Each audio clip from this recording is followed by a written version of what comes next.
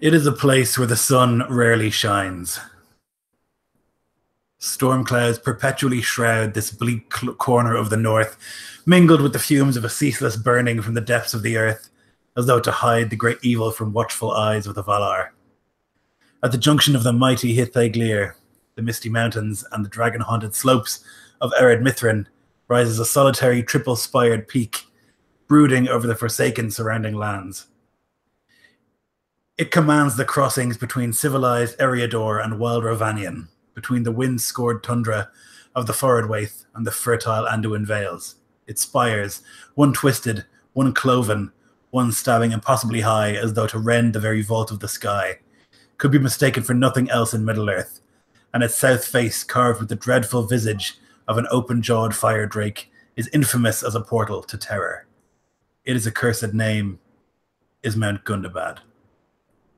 Atop the cursed central peak, an eagle tears the skin from a half-frozen orc, twitching its head and pulling loose a piece of cold orc flesh. It throws its neck up and swallows it whole, before flying away into the sky. Thunder rolls overhead and a flash of lightning strikes at the twisted peak. The eagle soars and sees below it the desolate hills around the peak. It sees the goats that cling to the mountainside, the reindeer passing through this dark vale, patrols of wargs and orcs lumbering Olog high, evil men, and unusually it sees something else. Its keen eyes focus and it sees a strange sight. An elf. In these dark lands it sees an elf. As its eyes focus, who does it see?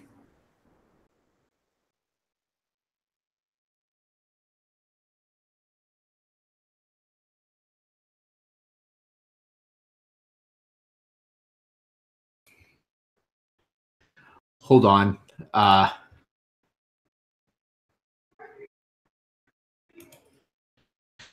Sees a very lithe elf, her red hair tied back in a long, intricate braid. To see her would be lucky, because not many do, at least not many of her enemies, before it's too late.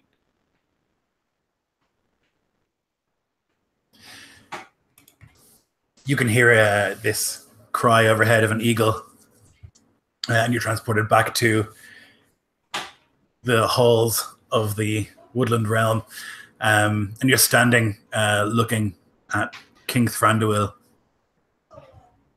in his perfection, his glorious perfection. Nothing out of place, although you know that there are scars underneath that glamour, scars of war. He's wearing this reddish, long cloak and this crown of autumn leaves. And he's pacing up and down, and you're standing at one end of the table with some companions. They will attack soon, Gundabad. And you will go before. You will go before and you will ensure that the siege is a success, that these thousands of lives are not wasted like waves crashing against the shore. You will get inside and you will work on those defenses. Take this poison. And he pulls from his cloak this little bag and places it on the table, and with an elegant movement slides it all the way across, and it stops perfectly at the edge of the table where you are. The orcs will have storerooms of meat and various orcish foodstuffs. If you place these mushrooms within those rooms in a cup of water, they will expand and taint the supplies. Take them. The eagle sees another elf. Who is it?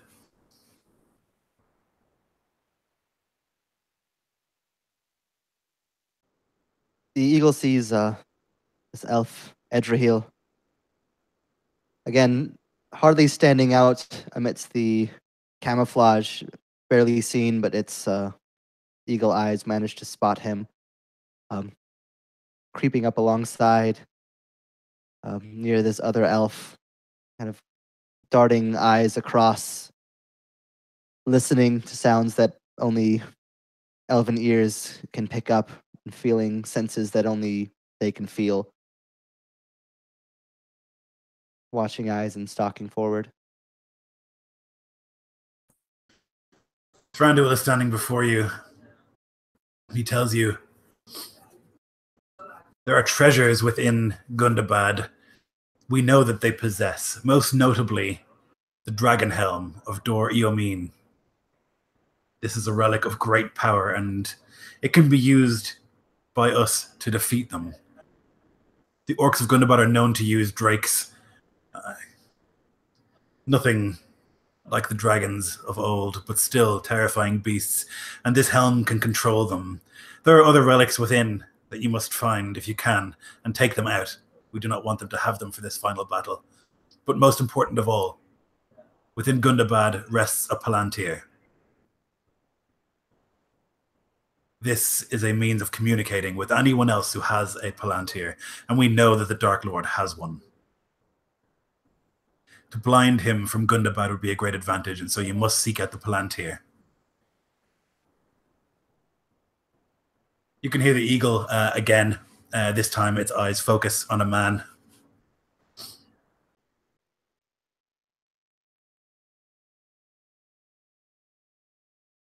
Garbed in elven gifted arms and armor. From a distance, could be forgiven for thinking he's an elf. Though upon closer inspection, is obviously a man of the north. Lacks the lithe gracefulness of his companions in this room, and stands deferentially before Thranduil and the others mustered. And he's been listening intently, though talk of dragons and their wrath momentarily distracted him.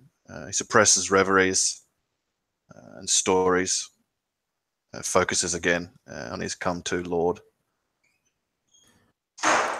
Gundabad is supplied with water and food from somewhere. We believe the water comes from the nearby river, a tributary of the Anduin.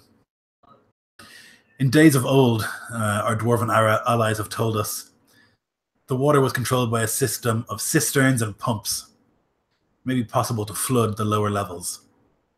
There was also a system of canals in those elder days used to bring iron and mithril back up to the surface. Potentially useful if you can flood parts of this mountain. Well, I need not explain to you. And finally, the eagle sees the last of this group hiding in the shadow of a dead tree among some bushes in the hills near Gundabad. And that man it sees for only a moment, for he quickly disappears back into the landscape and then appears somewhere else, shifting, always shifting, a thing of camouflage, a thing of trees and stone. But for just the briefest moment, you can tell that it is indeed a man. And the camera flashes in his face, and you see the flash of his own hazel eyes. And as the camera turns away, he is standing in Thranduil's hall, looking at the king, listening to every word, knowing that every word is both an order and a sentence to death. The Orcish weapon stores are near endless. However, they will have siege defenses atop the Dragon Gate and higher still in the Cloven Peak. If you could weaken the ropes, fray them with your blades, if you could snap the large arrows their ballistae will fire, if you could light the dark powder that they will use, all of this will deprive them of more arms. And there is more. He turns to all of you. There are two figures within Gundabad. If you can find them and kill them, it would be a great boon. First, the great engineer Zarbag. He knows the secrets of the forges and the machines of war. With him dead, the orcs will be less effective with their war machines, but most importantly, the dread warlock, Akargun, who dwells in the Twisted Spire. He has fell sorceries, and it is he who will provide the dreaded black powder to the orcs. It is he who will look upon the battlefield like a dark and hateful bat and observe all. It is he who will speak with the Dark Lord.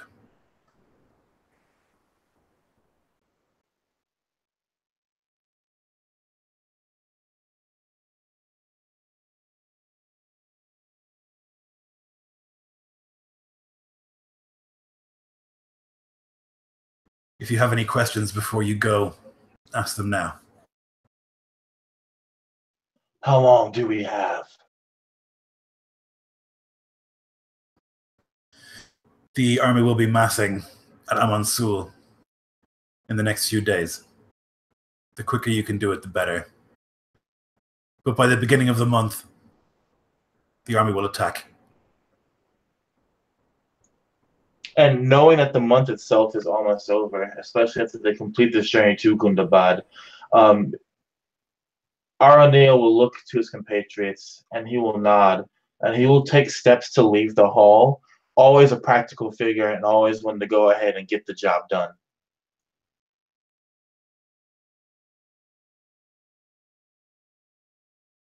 Shall do exactly as you say, Elven King. Everything in your honor will be done. Sithril says nothing, but the poison that the king had slid across to her has just disappeared.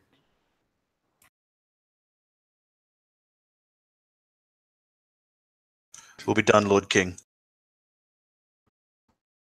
Thranduil watches like a raised eyebrow as Arahil leaves without bowing or without saying goodbye. But he knows that's the way of the Dunedain, often proud people, much like his own. So he raises an eyebrow, but then there's maybe an imperceptible smile just in the corner of his mouth. To the elves, he looks and he would say, "This may be your last journey. The sacrifice you make here will not be forgotten."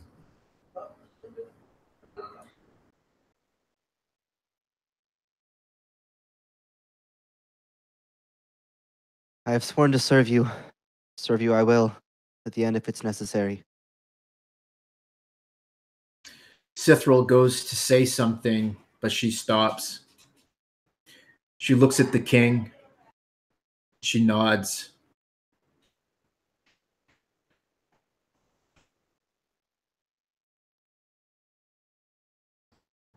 And now you are all squatting in this disgusting mire, looking into the distance at this three-spired mountain. You're in the cover, the shade, the welcome cover of this dead tree. There's some shrubs around it. It's a sort of rugged grassland leading up to this mountain hills. But you can see even from here that there are patrols of orcs and wargs and fouler things still that dwell in this part of the world. But the mountain is ahead of you. Aranil instantly goes down to one of his knees. With one of his knees, and he's almost like crawling along the ground, his fingers investigating, poking, moving around pieces of dirt and sticks. He's looking at the tracks and the footprints of these wargs and these orcs, and he's trying to essentially see when the last patrol came through here and when he thinks the next one will come through. Sure. So I'll say that's 2 checks. First survival and then a shadow lore. Gotcha. All right. Yeah. So on the 2 checks, one's going to be an 18, one's going to be a 15. Okay.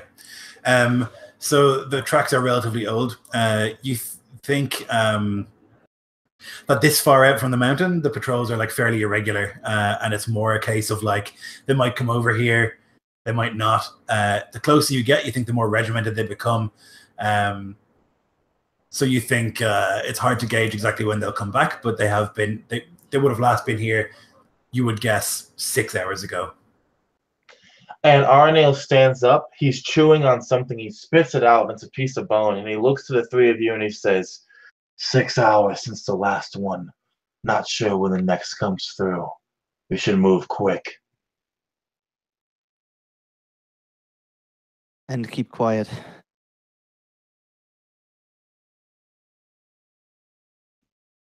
And once you say that, Edrahil, you see Aranil turn, and he begins to basically almost melt into the ground and begin to stalk forward.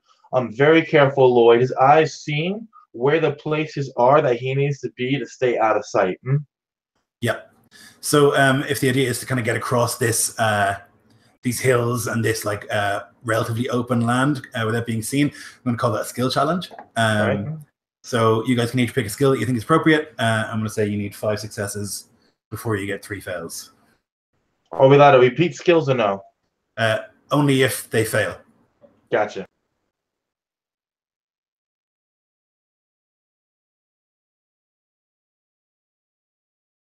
Do you want us to If go in there's any no order? objections, I can. Yeah, any order you like. Yeah. Go ahead, Jeff. I rolled. So yeah, as they're moving through, you said this was kind of, is this like open area? I know you said there was a tree. Are there like a lot? Is there a lot of cover? Not a lot. There would be like shrubs and stuff and bushes and the occasional dead tree, but it's fairly open. But it is hilly. Yeah, so I'm going to use acrobatics, I think, of just like, seeing where these kind of spots of small cover, where the hill kind of crests at the lowest point and the highest point that would give the optimal cover. And he's just darting back and forth between these, behind this bush, up around the side of the tree, under the hill, just trying to dart back and forth. And that is going to be 23. Okay. Yep. So with impossible elven agility, you're like leaping and moving amazingly quickly, and you can like leap into one of the branches of a tree with one bound and kind of like take a quick look around and then kind of signal for the rest to follow. Perfect. I'll go next, guys, if you don't mind. So Thranduil has spent much of her time studying the lore of the worlds of Middle Earth. And upon hearing about where their destination of Gundabad was, she immediately started pouring through whatever research she had on that.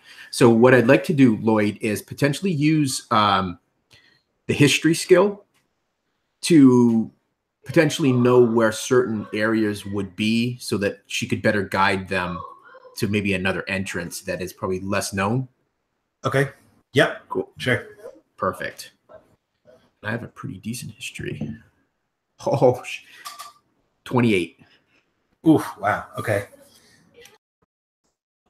Okay. So you kind of rack your brain. You're thinking of like the ancient knowledge that you have. You've like maybe spoken with some of the dwarves that have given some of this information anyway. You know that this once Gundabad in ancient days would have been a dwarf place, a castle of the dwarves. It would have been the place where the dwarves first awoke, where Durin the Deathless first awoke. You know that there would be many, many different entrances to this place. The obvious one is the Dragon Gate, this enormous dragon face carved into the front of Gundabad, into the mountain. But there would be different ways to enter if you like climbed up higher. You also think that if you like found underground passages that lead in, there would be some of those. Although where specifically is hard to know, but you know to kind of keep an eye out. Yeah, so what Thranduil would say, it's as they're drawing close, maybe one of the many days that they were on the road there, she would, as they're sitting around the camp, she would tell them of the Dragon Gate, and she would say, I believe I know a way where we can sneak up above it. It'll be very unawares, I believe, to the orc and other foul thing that live there. And take it away.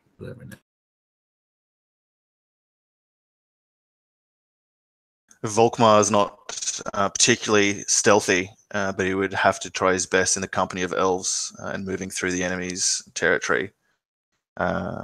His disadvantage in his current garb, but I'm going to use the inspiration of my charge to counteract that. But I roll a woeful 7 all up.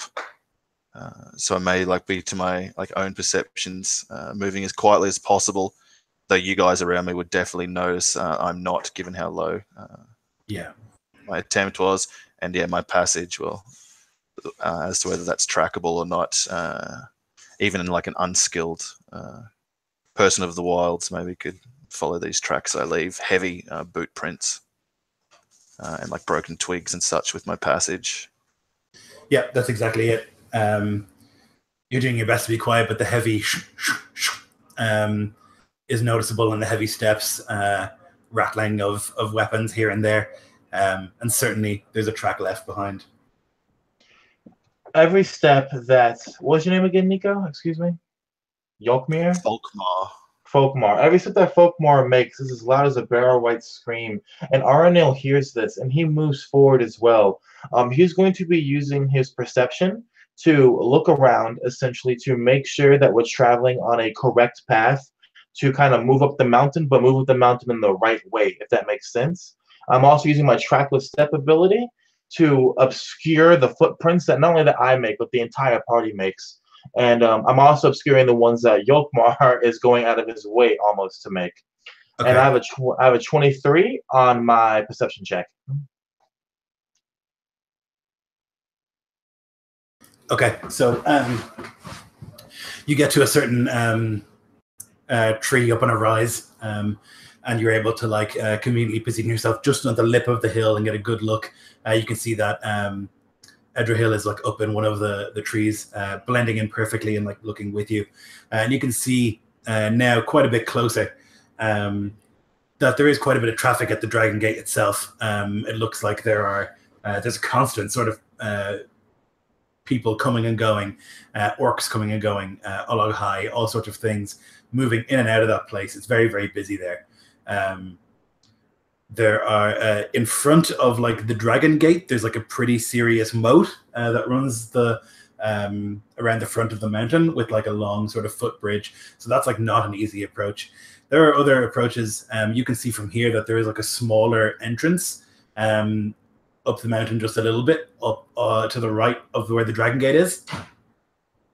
It's still protected, but it's nothing like the Dragon Gate would be. And you can see, like, if you strain your eyes and if you ask Edrahill, like, if you see something and you point it out, his elven eyes will be able to tell you that there are several of these smaller sort of, like, I guess you would call them postern gates all over this mountain.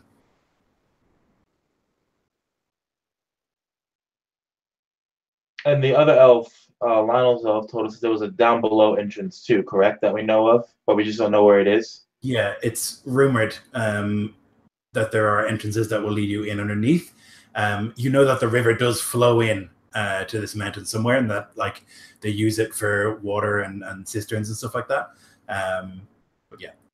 If it's all right with everyone else, can I make the next check? Going once, going twice. I bet.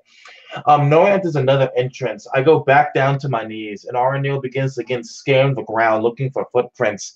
I have another 23, this time on survival check, and I'm looking for a set of tracks that specifically will lead to this mysterious entrance that one of my other comrades had mentioned. And as a wanderer, I can know the exact sizes, number, and how recent the tracks of the creatures were. So I'm looking for a specific set of tracks that look like it would be a small group moving towards a place, and probably pretty infrequent. Yeah. Okay. So you begin that search, searching and like maybe putting your ear to the ground and like listening, and you can kind of get an impression. The mountain's like right before you. You can see that there is a sort of, I mean, barely noticeable, like a rut in the hill that looks almost like a goat path or something like that. And you can, like, as you kind of approach there closer, you can see that there are steps there, and those steps aren't all orc. Some of them are human. So you believe this is where they bring the slaves, as opposed to through the Dragon Gate. Yeah, so that's what you would see. I make a bird sound. That's one of the birds that are in this region that my party would know is basically a sign of I've found the path.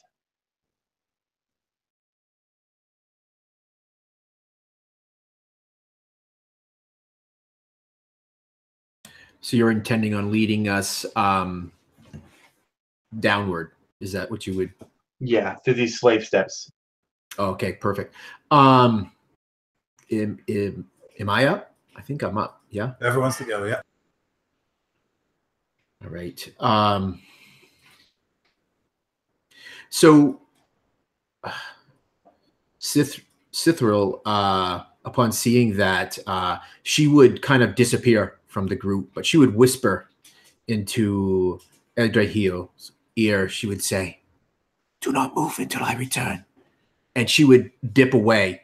And what she would be doing is she is setting up a diversion that might draw the attention of many of these agents of shadow, so that they might make their way quickly down these stairs under the without being seen by them. So I'd like to use deception if you think that that would work. I think so. Perfect. 18. Okay. So you're trying to give the impression. Well, I should probably tell you what she's doing so Yes, that you can please. then better narrate it. So what she is doing is she's making like a delayed fire. So she makes this pile of kindling and dry wood, but she also takes a little bit of this oil that she has in a flask and she douses it and leads a trail, and then she starts a smaller fire. And so when that smaller fire would burn down, it would hit the oil, then go and start the bigger one to then draw them away, so that it gives her time to get back. So that's what she would be trying. Okay. So you do that. You get that set up, and then you kind of like leave and you follow the rest. But then you realize that as you're leaving, the fire doesn't start. Something has gone wrong. And as you're kind of like making your way down that growth path, there's like no fire to be seen. So something must have went wrong. Maybe some wind, maybe something like that. But it doesn't go off.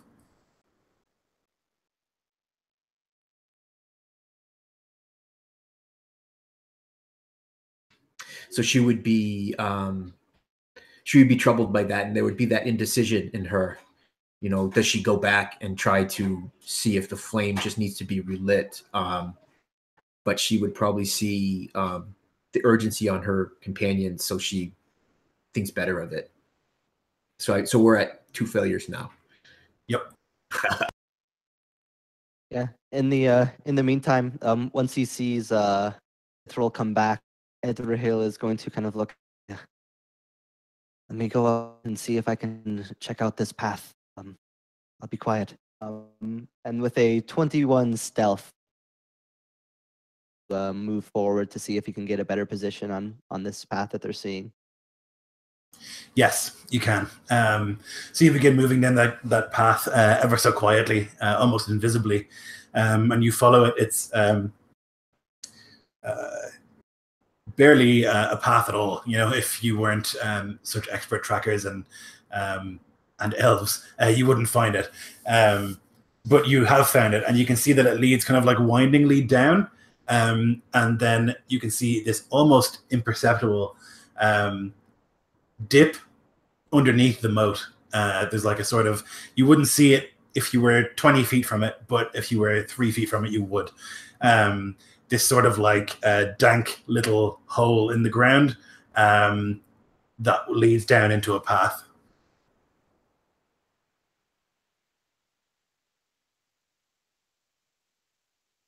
You can see that as you arrive at this little hole, as you kind of like look right in, you can see that there are bones, skulls piled here, and like manacles and stuff on the walls immediately as you enter.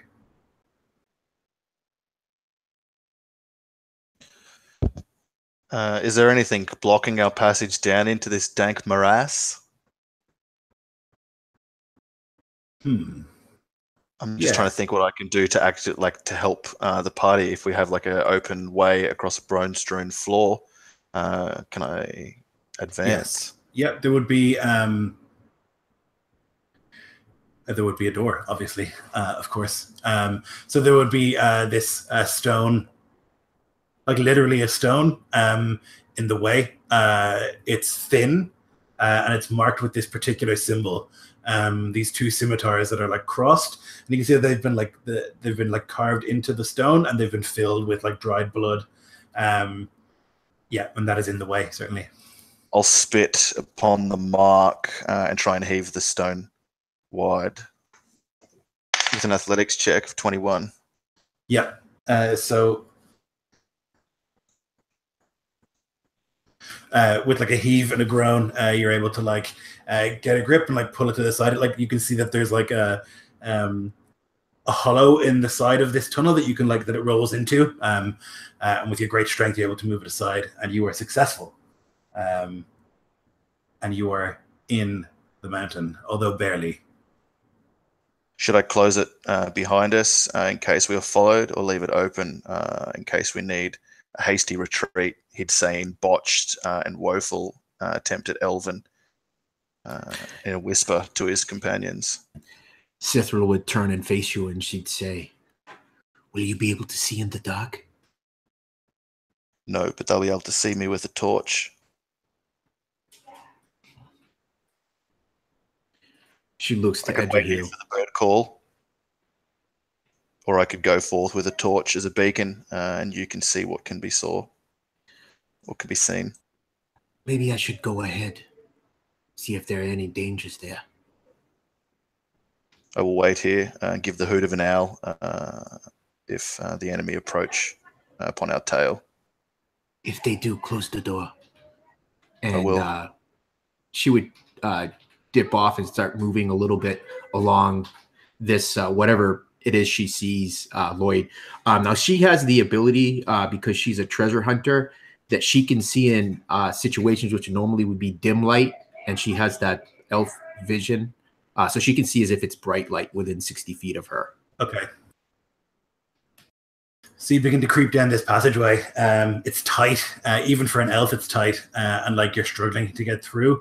You have to occasionally like turn sideways and like push. You can imagine what it might be like to be a slave here and like whipped and pushed through these like tight passages.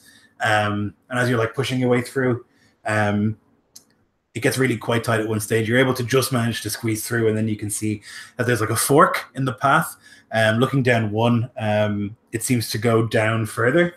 Although how far, it goes down for 60 feet at least, but how far beyond that, you don't know. And the path ahead of you, like, eventually begins to open up a little bit and become like a more carved sort of path.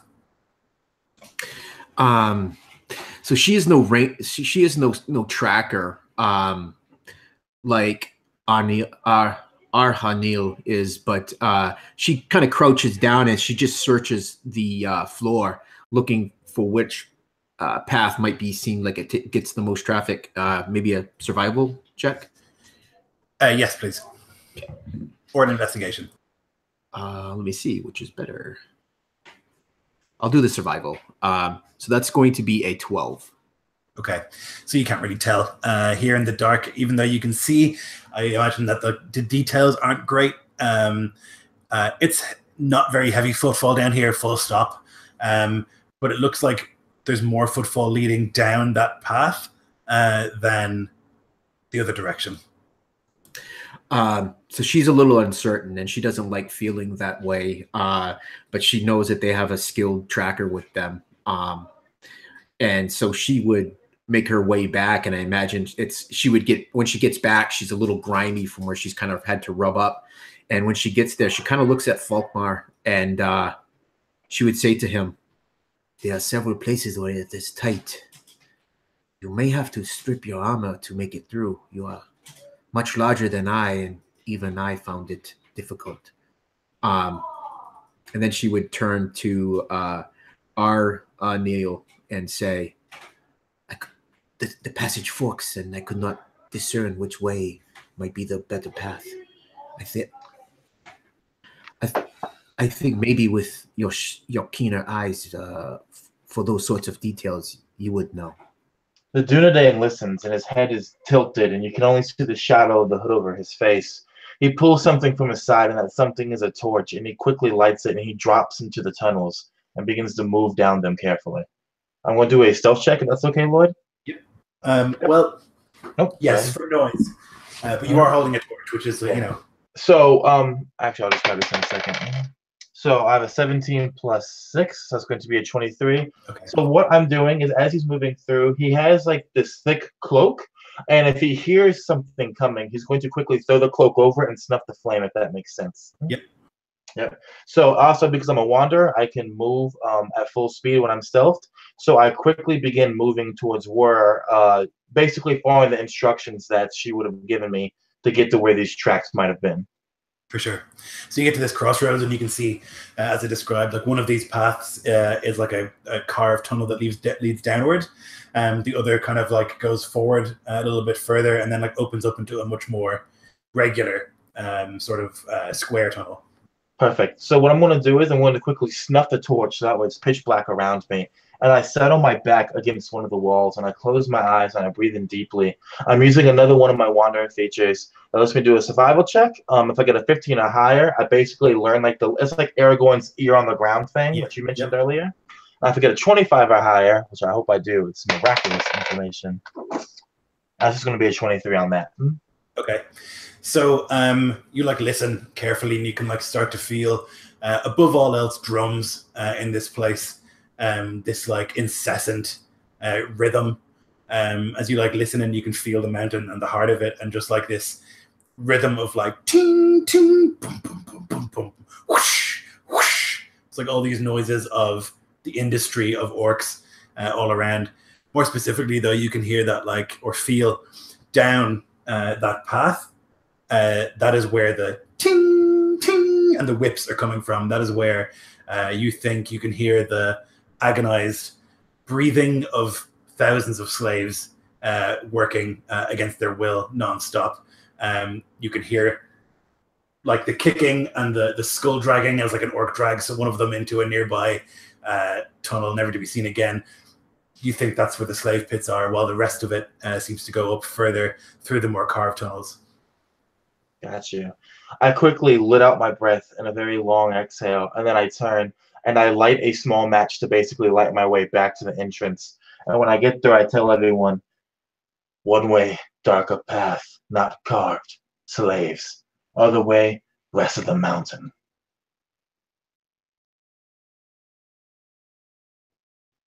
We could deprive the enemy of his workforce and try and free the slaves.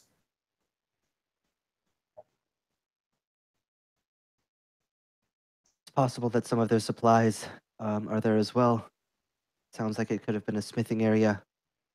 Might be a way to affect their weaponry or their equipment.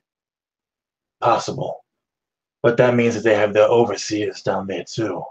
Might be best to say that for last when we're trying to leave. A slave rebellion's a good way to rise up smoke if you want to run out. So, Lloyd, one of the things... Oops, sorry. My bad. I just said that's a good point. That's all I was going to say. Sorry. So one of the things that a treasure hunter can do, I have the ability, it's called treasure lore, which allows me to ask the lore keeper for 3 bits of information that she would know about Gundabad. It doesn't necessarily all have to be factual, but there have to be some sort of roots of truth to it. So she would be thinking when she's thinking of the mission. So I'd be looking for anything that might aid us in 3 bits of information that might aid us into knowing where we might want to go. Okay. Whether that's towards where the slaves are or the other path. Okay, so there are 3 spires in Gundabad. The Cloven, the Great, and the Twisted. These are 3 distinct spires, and each one is ruled by a different tribe of orcs. Obviously, the Great Spire is where the overlord of this place dwells. You would know that is an orc called Bolg. The other 2 are probably less known to you. But you would know that the warlock would dwell in the Twisted Spire. So that's about the spires. You would also know about the Dragon Gate, and that there are rumors that there are dragons or drakes or things of that nature living in this mountain that the orcs have like learned to tame, or at the very least like punish until they obey. Various kinds of drake or dragon. And then finally you would know, or you would have heard, that this overlord is subservient only to the Witch King of Angmar, and that he visits here regularly.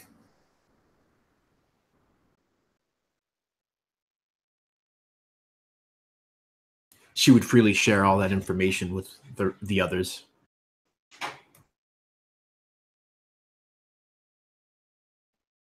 If our goal is to kill 2 orcs and destroy everything else, then your idea, and he points to Nico's character, he says, your idea might be for the best then. Draw the attention to the slave pits while we sneak about and do our work.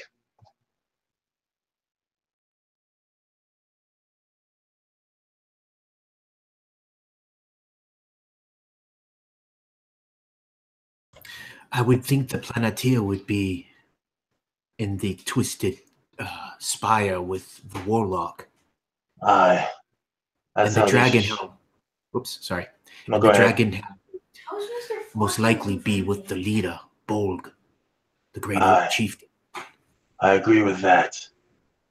I say we make the commotion that you wanted us to make, then we go to the Twisted Spire and take that Planeteer first. If the enemy's eye is on this place, then blinding him is the most important thing. Falkmar nods, though internally he's thinking more of fellow people who'd be slaves in the mountain than for its like virtue as like a way of sabotage. But it works for him, and so we'll say, let us go forth and cause mischief to the enemy. I'm going to use this point to give out my officer's dice. I've got 4, so I'm going to save 1 for myself and give 1 to each of you guys. This is D6 up your sleeve for damage, attacks, or skills. Like just 1 use. And then since you've got the match, I'll just like follow the beacon of the Dunedain. And Beacon is pretty accurate, Lloyd, as he heads back into the darkness of the tunnels, leads the way back to that place where the paths forked off, and he quickly snuffs the match, and he listens for the elves, and when they get close, he taps on the stone and motions for them to go forward, knowing that they can see him, as he wants them to lead the way first. Yeah, no problem. Now there is a bit of squishing with Folkmar as you like come to these tight tunnels. I do imagine that you're bigger than the rest and have the armor, so I just need you to make an athletics check to squish through.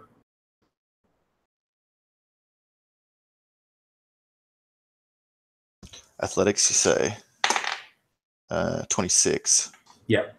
So you're able to like get your way through. There's a little bit of like of metal against rock as you push your way through. And you, Arahil, like are deadly silent, and you listen very, very carefully, but you don't hear any response from that sound until you're all standing in this this fork, and the elves can start moving down that path. You follow it down, and it winds very dramatically, sort of like an S over and over again, and you can feel it going deeper and deeper. And the further you get from the light, the more oppressive the feeling becomes. And the louder it becomes. The drums of industry, the drums of orcs. Whoosh, whoosh, ting, ting, ah, ah, over and over again. All these like rhythmic noises. Until you like come to a point where you can see that it like there's a sort of gap on the left, maybe 50 feet in front of where you are, which suggests that there's a room there, but the tunnel does continue on forward. Sithril would kind of creep forward and try to get vantage into that room, see if it holds anything that would be important to them. Can you make me a perception, please?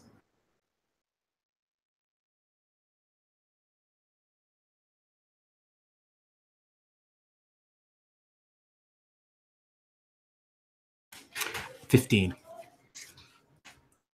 Okay, so you can hear from that room the sort of of orcs within, just like just breathing. But to you, it's deafening. When you like listen, it's like really loud and like obnoxious. And you can hear like the chewing of one as he eats something, like as he's like loudly chewing on something. But you know that there are orcs in there. So she would turn and signal to Adrahil, and she would point in there. What she would want to do, and she would whisper to him, "We must sneak by, not to arouse the attention of these orcs." And then she would frown a bit as she. Oh, sorry. She would frown a bit as she looks past you and at Falkmir and his louder armor. Yeah, Edrahil would just give a firm nod and kind of ready himself, kind of getting down into a slouch to attempt to move a little bit quieter and careful. So is the idea to just sneak by the room? As you kind of look a little bit closer, you can see that there is like at least one lamp in there. So the orcs are like they have a light on, basically. It's only barely diffusing into the hallway, but you can kind of see it up ahead because it's so dark otherwise. And it's specifically only the 2 elves, I think, who are sneaking by, because me and Falkmir are kind of holding back right now. Yeah. Yeah, I think she would want to sneak by because it's not their mission. Their mission would be to try to be as stealthy as possible to accomplish as much as they can. I don't know if the men know this, but the 2 elves do. This is a mission we're not coming back from, so we have to get as much of this done, hopefully all of it, because something, it's kind of laying the groundwork, so to speak. So because of that, she would want to sneak by for fear of an alarm being raised. Edrahil would stop her, though, just to say, "You said that you heard one potentially chewing loudly. Perhaps some of their food stores are nearby. If that is the case, then this room might be important. I can try to grab a look. I can. If you so desire, I can go. I can avoid being seen when I want to be. I can do similarly, and I have a few tricks up my sleeve that might help too." Yeah, so the 2 elves will leave the men in the dark while we kind of sneak forward, I think. Lloyd? Yep, okay. Yeah, I just want to at least grab a look in this room as quietly and carefully as I can. Okay. Keeping to the shadows because I can see in it well enough. All right, go for it. Give me a stealth, please. All right, and I don't remember off the top of my head if darkness matters. Would this just be normal, or do I have advantage from the darkness? Orcs can see in the dark, so you won't have advantage. Okay. 23. Okay. 24. Okay, excellent. So you can kind of like ever so quietly like peek your heads in, and you can see like there's no door. It's more like just like an archway carved into the mountain, into the rock. Beyond, there's like a table, big, stout wooden table. There are 6 orcs sitting around this table, all just quietly eating, not looking at each other, very much intent on their food. I guess you would see beyond them stores like hanging meat and various things like that, and a door behind them, like a closed door.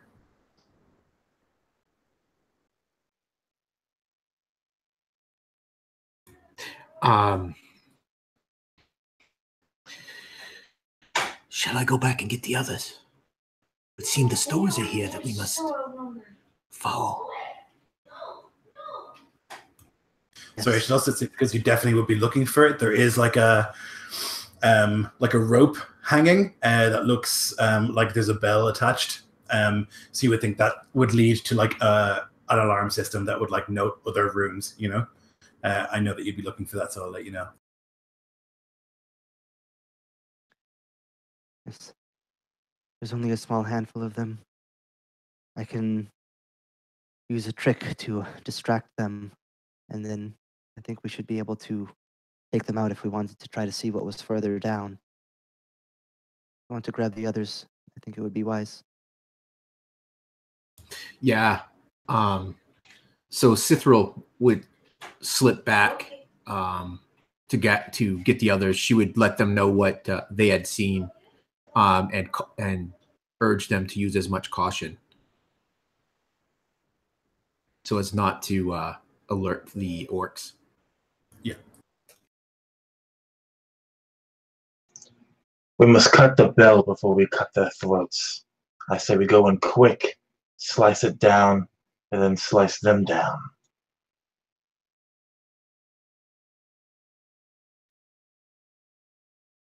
Use a trick to distract them. Draw them close. I should have an opportunity to go. So is the plan that you distract them, Jeff, and then you go in and cut the bell? Or that you distract them and we go in and cut the bell? Either way. I think it's going to as long depend. as somebody can get in. All right. Where is the bell in relation to where these orcs are feasting, Lloyd? At? So if you're looking into the room, there's maybe 10 feet before you get to the table. There's 2 orcs facing away from you, 2 orcs facing each other on either side of the table, and 2 orcs facing towards the outside.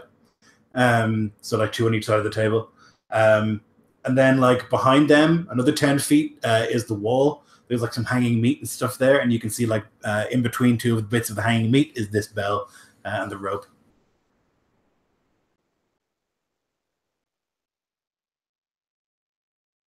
So Edrahil is going to kind of stalk just a little bit.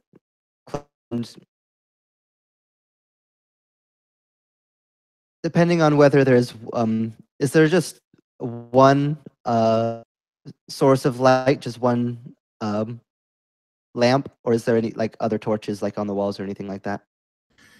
Yes, so there's a lamp on the table with them, and that's the only source of light, but they can see in the dark. Yeah. So Edrahil is going to kind of slouch down against one of the walls, and almost imperceptibly quiet, he begins whispering these woodland words, these elvish words that almost seem to float on the air itself. The lamp on the table, the flame begins to move in strange and subtle patterns, inexplicably drawing eyes of the orcs to it, moths to a flame. I'm going to use my virtue, one of the parts of my virtue, which is elf lights. I'm going to land unusual elven magic. All the orcs have to make a DC 15 wisdom save, or just be completely drawn to the flame. Okay. So as the elven words, like a whisper on the wind, kind of like begin to like move through this cavern, the torch begins to move in a strange way, the lamp. And you can see like a couple of the orcs like who are just like shoveling food into their face. They just like put the forks down that they have and just like look longingly at the light, and like they start to turn their head to the side like they're in a daze. 2 of them have not done that. They're still eating, and then they realize that the others aren't, and they like put down the bowls and they like look around. Oi. Ujna. Una. Unash.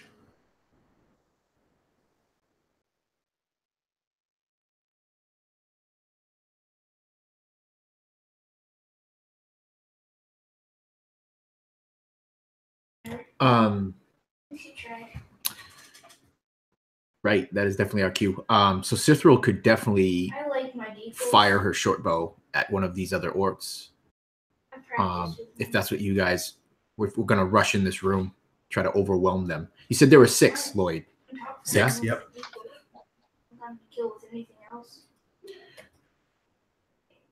So go ahead. I was going to say, because I would assume that Cithril and Edrahil have spent time and traveled together, so we would be fairly familiar with our tactics. So, so she knows that he is just as fast, and just as deadly with his bow, as she is with hers. So, I agree that we probably could hit them pretty hard, pretty quickly. But while you guys would be attacking the orcs, then I imagine the Dunedain would go straight for the bell if we're going to do this. So yeah. That's my plan of action. Perfect. Drunash una, one of the orcs says, and he like pushes one of the orcs who's like looking at the lamp, like confused. Do they make a save again, or is it? What's the situation with it? Like if they take damage, do they make a save? If they let me sorry, pull it back up real quick.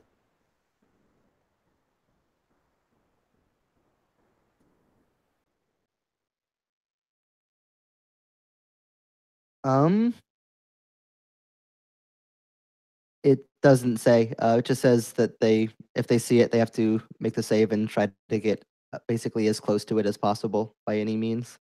Okay. So I'll say then I'll treat it like sleep, where like you can shake somebody out of it if you take an action to do so. Seems like the most reasonable thing to do. So those orcs are like now some of them are like standing or like moving close onto the table, like crawling onto the table, trying to get closer to the lamp. And one of them like grabs it and like brings it closer to him, and one of the other ones like grabs it and they're like pulling over the lamp. And the talking orc is like "Urra, urra nash," and he's like shouting, and he like slaps one in the side of the head. And there's major confusion. Go. I was gonna say the moment that happens, because I said I had no choice, Lloyd. I kicked down the door essentially, and I'm running straight for that bell past the orcs, trusting my comrades to watch my flanks and keep them off of me. And if I get to the bell, I'm going to destroy That's it. actually perfect, because I was just about to say that Cithril would say, "Go," and she would fire an arrow at the orc that was shoving one of the other ones, that one that was talking. So let's roll initiative. Yep. Adverhill is going to do similarly.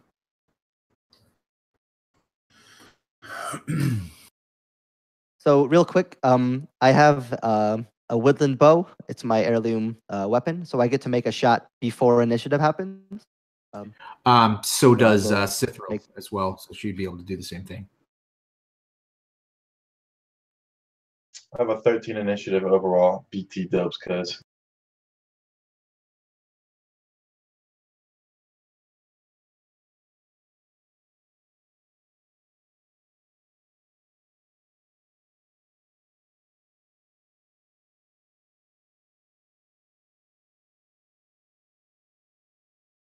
Alrighty, and for my shot, Edgerhill is just going to with just an astonishing speed, like he sees Aranil go to move, and just the bow is already up, arrow's already out, and an arrow flies. He's aiming for one of the two that's not been entranced,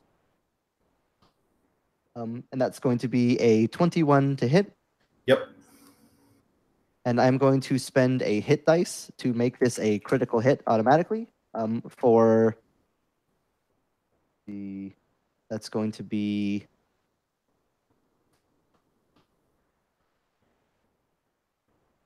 15 piercing, and whatever crit effect you need. Jesus. Right. Let me just get this initiative list and we'll do that in 1 second. That's Lloyd begins to throw up from the damage. Okay. So yeah, you fire this shot at the talking orc Urgas, and it goes and catches him. I'll need a. Let's find out. I'll need a.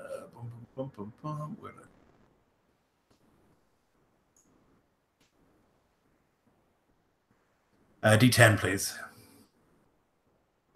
Yes, sir. 3. Okay. And another D10. 3 again. Oh. Okay, so it catches him like basically right in the top right of his chest, and he goes and like leans forward and like immediately coughs blood. He's going to suffer 4 levels of exhaustion. He's dead. That's what he is. Basically, yeah. Jesus. So yeah, he's basically dead. He like reels forward and like falls forward onto the table. He's like barely keeping himself up. Okay, Urgas is going to. Cithril can fire as well before the round starts, because she has a woodland bow. Yep. So I rolled a nat 20, which is perfect, And my damage is 20 without the net 20. Okay. Is this to the talking orc as well? Is that the same one that was just hit? Because it Yes. would probably be another one Okay, so the other one who wasn't dazed. that wasn't dazed. They live for like. Yep. So 20 damage, huh? Wow. Yeah. Because do I double the damage too? You roll the dice twice, basically. Yep. Okay. Oh my gosh. Because I roll my sneak damage twice too. Oh Jesus, yeah, that's what it is. Oh my god. 12. So it's not that bad because I rolled a 1 for the bow damage. 12, 13, so 33 all up. Jesus. Okay, I'll need a D10 for like massive system shock. Okay. 9. Okay, so he's all right. Then I need a D10 for the crit. Okay. 10. Let's see what that is. Oh boy. Roll on the oh shit table. Okay, and another D10, please.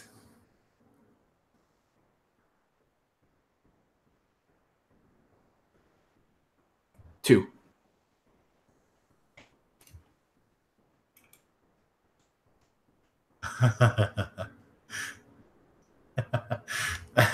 So he like the arrow like catches him in the head basically and like goes into his brain, it seems, and he's like standing there, but he's not quite dead yet, and he just begins like babbling in like black speech. He's like talking about well, you don't recognize black speech, I don't think. I would hope you can't speak it because it would corrupt you.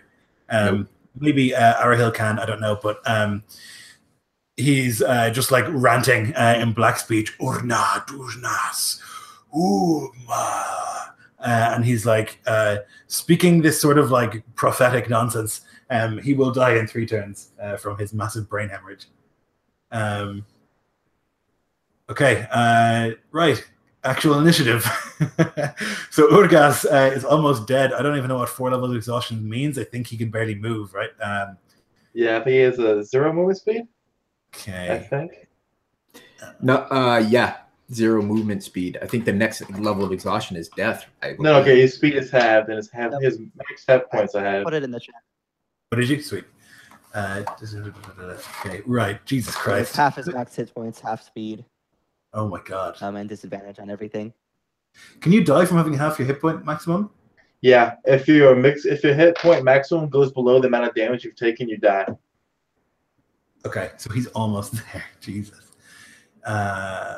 Okay, so he's going to stand up and he's going to shout, Urnas! Urnas! And he's like banging his fist on the table with like weak sort of attempts. And he's just going to like smack the orc next to him and like fall into him and try and wake him up. I'm going to let that orc make a save. But he fails that.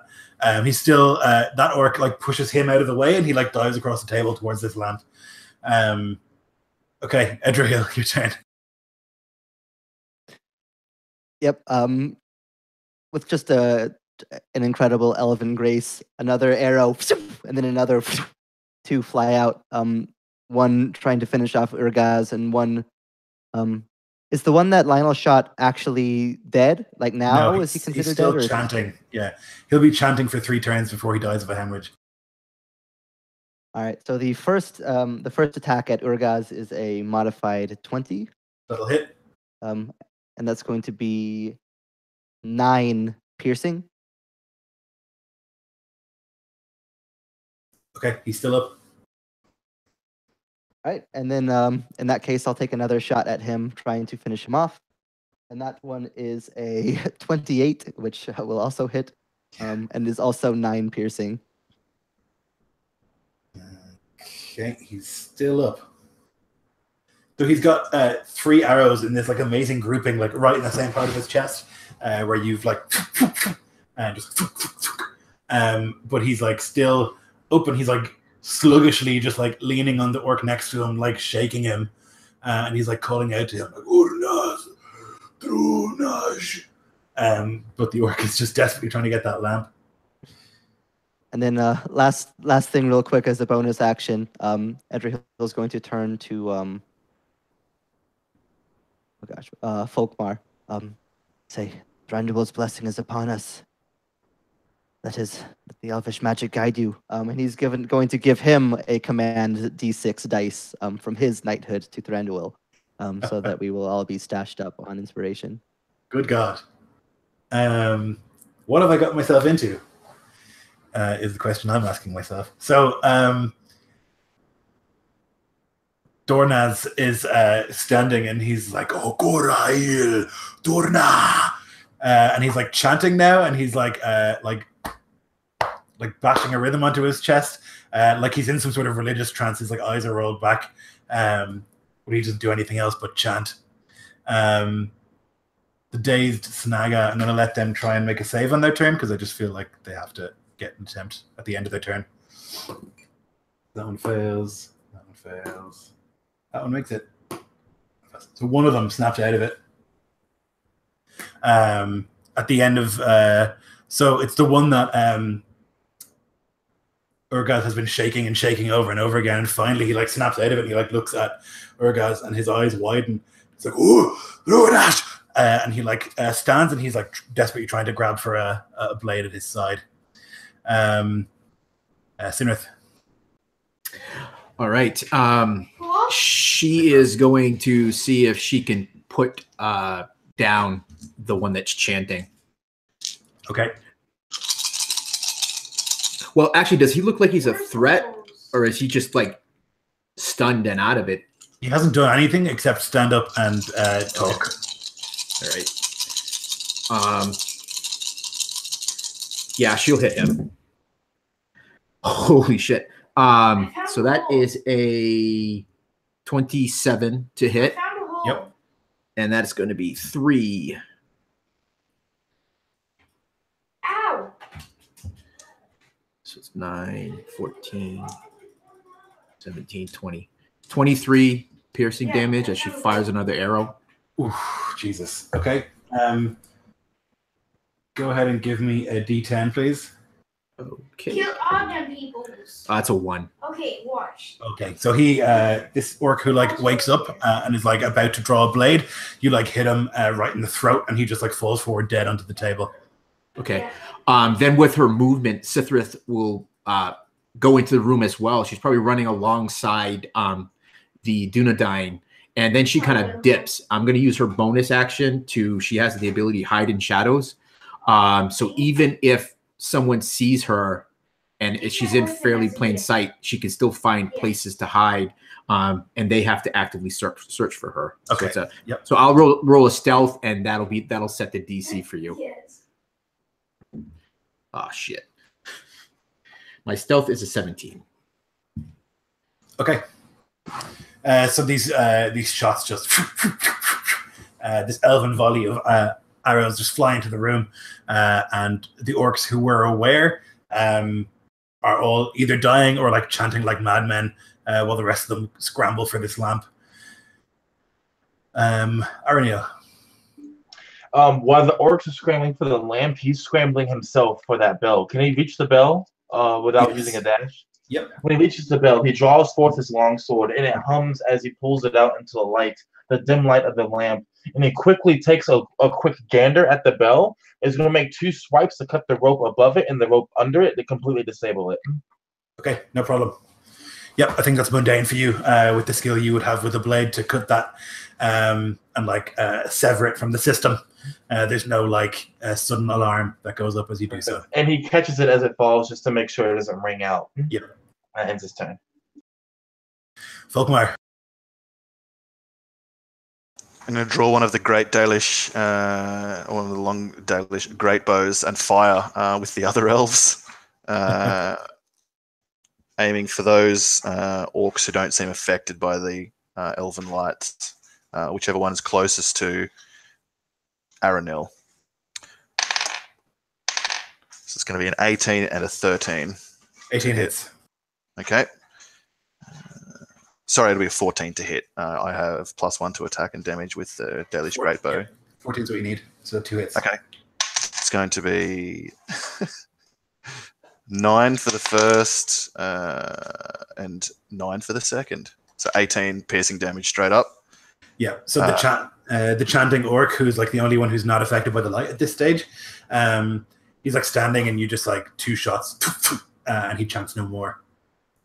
Then I'll just move back into the hallway we'd come from, and just pull out 2 new arrows and put one on the string and have the other in between my like ring and middle finger. And that's it for me. Okay. Urgaz is dead. Edrahil. Oh, are all the are all the orcs that have been not affected Yes. dealt with? All right. So at that point, it's still, I think, in our best interest to take out these other ones as well. So Edrahil is just going to another 2 quick whizzes of arrows go by, just remarkably fast. I think that because they're like not paying attention to you, like we can just narrate this if you guys want, as opposed to taking another 2 rounds to kill them, because like you can literally walk up to them and cut their throats, and I don't see why you wouldn't. They're doomed. They were already doomed. They're doomed before they rolled initiative. Yeah, Sithril would definitely do that. She'd come up with 2 short swords and she would finish them off. After that, Volkmar's going to go through and pull out the arrows and return them to their firers, and those that can be, other ones are just discard.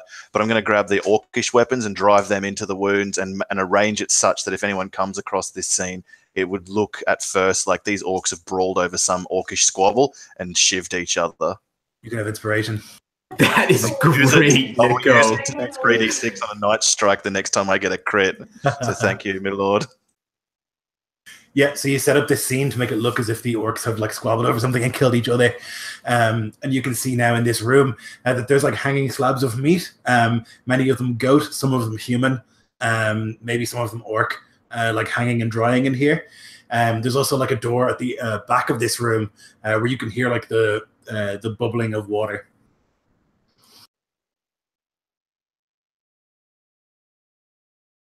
While they investigate that, I'm going to each orc. I'm cutting off 1 ear from the orc, and I'm putting it inside the bell for future use. Okay, no problem. Yeah, so we would move. I know Sithril would go towards the bubbling sound to see if maybe it's the water supply that they must find. Yeah, so this is a door. It's locked, but you can like easily search through the bodies of the orcs to find a set of keys that you can like use to like open the door. Inside there's a cistern of water. It's maybe 20 feet diameter, and this sort of metallic smelling water, but definitely like clean and fresh water from the river. There's also like a pump sort of system on the left of the room. There's also a door there leading out to somewhere, also closed and locked. The pump system is this like arcane system of like levers and ropes and things like that. You have absolutely no conception of what they do. Yeah, she would marvel at that. The ingenuity of dwarves has always fascinated her. And since she tries to puzzle it out for a second, maybe that's when others kind of come up and get her mind back on what she's supposed to be doing.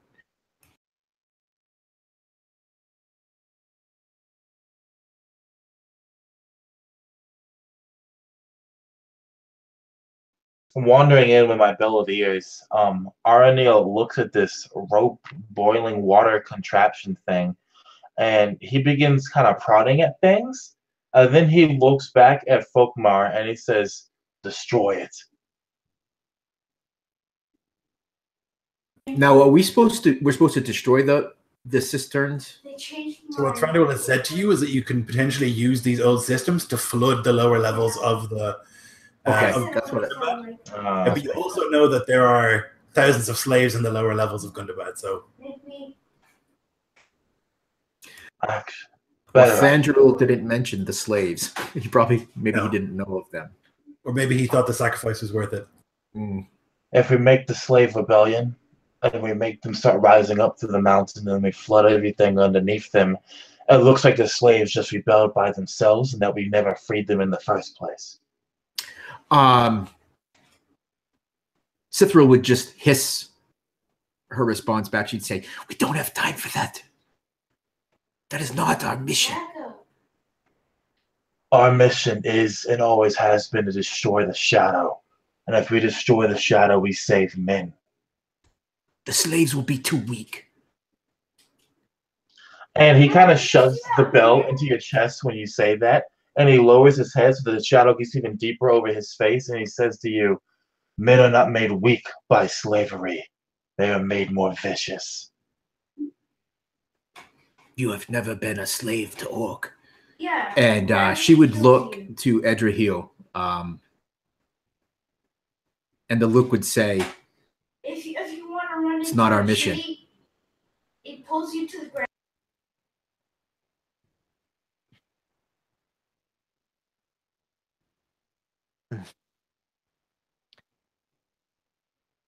It could provide a well-needed distraction, though. Making our way through the mountain will not be easy.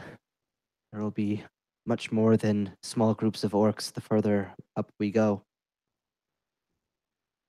and what if We're we all fail? in the lower levels. Yeah, she cuts you off. She says, what if we fail? Then it will all for naught. Our mission is to flood the lower levels, not to save slaves. Their sacrifice has a purpose.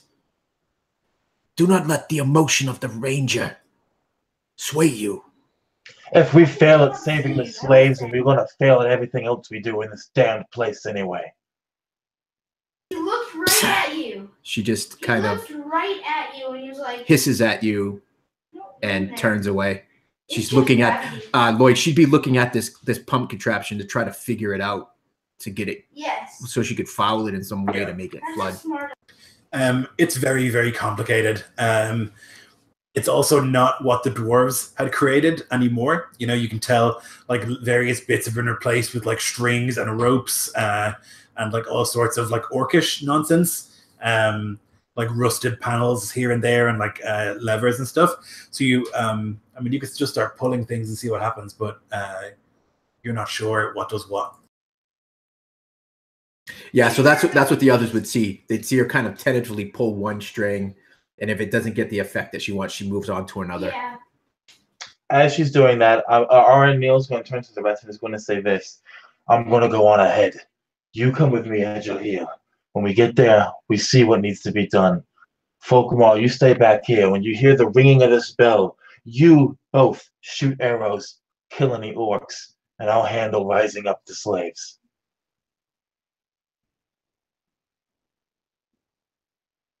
As you say, Ranger, let's go. And with that, I'm going to move ahead of the party back into the tunnel, and I'm going to stealth my way back, basically down to the screaming of the slave pits below. Okay. So following that path, it winds down further, and it goes. You're following this path, and it opens up ahead. There's like a sort of a wide open sort of arch ahead of you, and you can hear the noise coming from there. But the path you're on will kind of cut through and over it, like a path that goes over the actual pit. You can see already that there is light up ahead. There's like several. Dozens of torches and stuff and sconces all over the place to light the place. And as you kind of like poke your head around the corner and you can like look down, you can see this like enormous cavern that goes down even further, and you're already underground, but it goes down hundreds of feet, and you can just see like more paths like this one that you're on, sort of cutting across this shaft that basically goes down for as far as you can see. There are like occasional like clumps of slaves who are like hammering at the walls, and you can see orcs just like relentlessly whipping for no reason. Like they're not doing the work. It's just seemingly out of cruelty that they're whipping. You cannot see the bottom of this shaft. You can look up and see that it goes up quite a bit as well. Basically cut into the mountain itself. So the eyes of a Dunedain are sharp, and as I'm looking down, is it basically just slaves all the way down, as far as I can see, along the walls? So there'd be like occasional like plateaus of rock, but it's also like if you look down, it's just like this dizzying sort of chasm beneath you where there's paths cutting across, like the one that you're on. But it goes down into darkness, like down really deep into the pits. And you can, like I say, see clumps of slaves and like plenty of orcs. You can also see like lots of orc slaves and lots of trolls working here as well, like hauling things. I guess what you would see or what you would notice, is that maybe 2 bridges down from where you are, there's water, and there are like these barges. There's a troll like currently lifting this like big cart onto the barge, and it's almost full. You think that's how they transport it back up? Gotcha. So in my little perch, basically looking down on all of this, I reach into my cloak and I touch the arm ring that I'm wearing. And as I touch it, this warmth fills my body, and this wondrous artifact replaces my eyesight. And I'm no longer looking down with the eyes of a Dunedain, but I'm looking down with the eyes of an ancient Numenorean king. And I'm going to make an insight check. What I'm basically trying to do is I'm trying to see which of the slaves are the angriest, the ones with the most strength, the ones who are most ready to rebel at a moment's notice. Okay. All right, so I've advantage with my one's artifact. And the total of that's going to be a unnatural 20. Okay. So you your eyes shift and you see the world as a Numenorian king. There's a difference in the way that you look at everything. Not just the sharper vision, but also just in the way that you look at these creatures. Lesser than you, all of them, is the feeling you get immediately. But you can see that almost all of them are broken and weak, that they have been beaten and tortured into submission. That is the vast majority of them. You will see that of them all, it is the dwarves that have the most resistance. The dwarven slaves here, they are the ones who are like doing the work, but you can tell that there's like a deep-seated hate and anger at their position. Most of the human slaves are very, very weak or like malnourished and like to the point of like just cowering and doing the work. But the dwarves are like, they're taking the whippings, but they're also trying not to cry out. You can see like a resistance in them. Perfect. With that, I'm actually going to slink back to the rest of the party, back inside of this like cistern room. And I'm looking at all these pumps alongside the elf chick. And I imagine like she's like looking at me like, what are you doing back here? Like I thought you were going to do some resistance. But he starts looking at things. And basically what I'm trying to do, Lloyd, is I'm looking to see if I can start like a delayed flood is what I'm trying to figure out. So I have time to wild up the drawers, and then the flood comes in to give them a kick in the ass to really make a resistance happen. Okay. So you can give me an intelligence check, or is there, I mean, I guess lore would maybe be appropriate. All right. 1 second. Let me check the sheet real quick. If I can, I will help him with that, kind of lending my eyes as well to see if I can help. Yeah, that's fine. All right. Let me go ahead and roll my d6 for that. Okay, so the total that's going to be an 18. Okay. So you're not too sure. You can tell like some of these levers, you can see one definitely that will like clear the cistern in the room here, that it will like open some sort of thing beneath the cistern, and that it would like drain out to somewhere. You can also see that it's like the levels are kept pretty specific. And if you pull other levers, you'd be able to like increase the water flow into this room so that it would like rise over the edge of the cistern and like flood the room you're in, and like eventually flood into that room and like begin dripping off that bridge. Although to control the stuff down there, you're just not sure. You're not able to know for certain.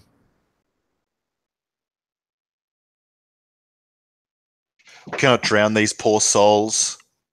Honor compels us to free them. Let us attempt so, and give those who are of rebellious nature at least the chance to escape. And we can flood these chambers to cover their retreat and push on. We must go up, after all. I agree, Folkmar. Give us 5 minutes, Elf, and then pull everything that you see. Folkmar, come with me. And with that, he's going to lead you back to that like huge overpass that we were just at. Already my arrows and bow, looking down, picking targets of like overlords amongst the groups that Aaron points out to me.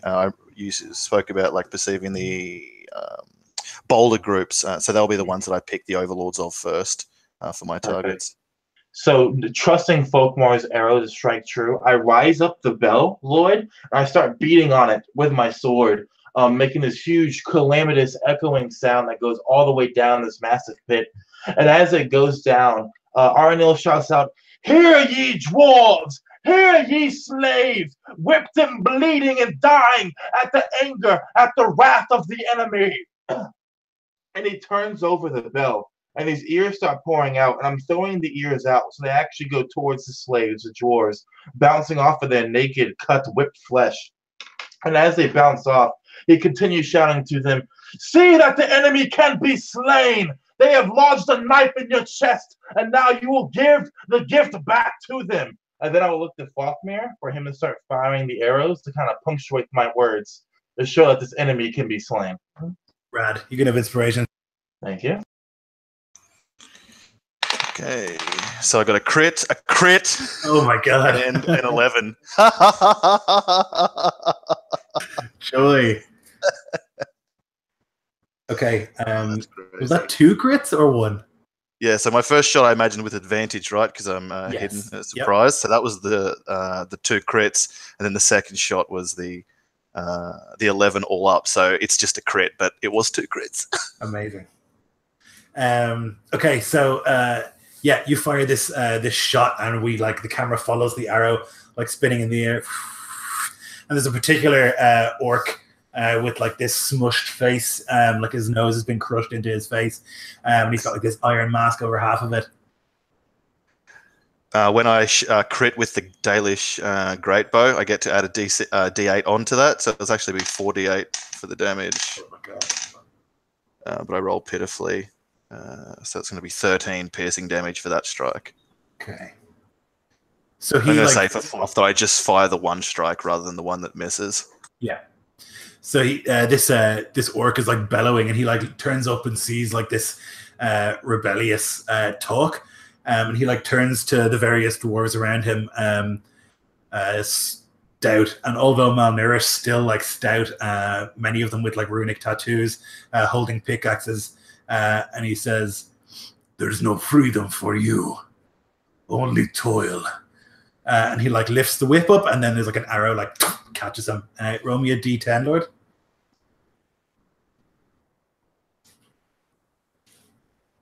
Five. Okay.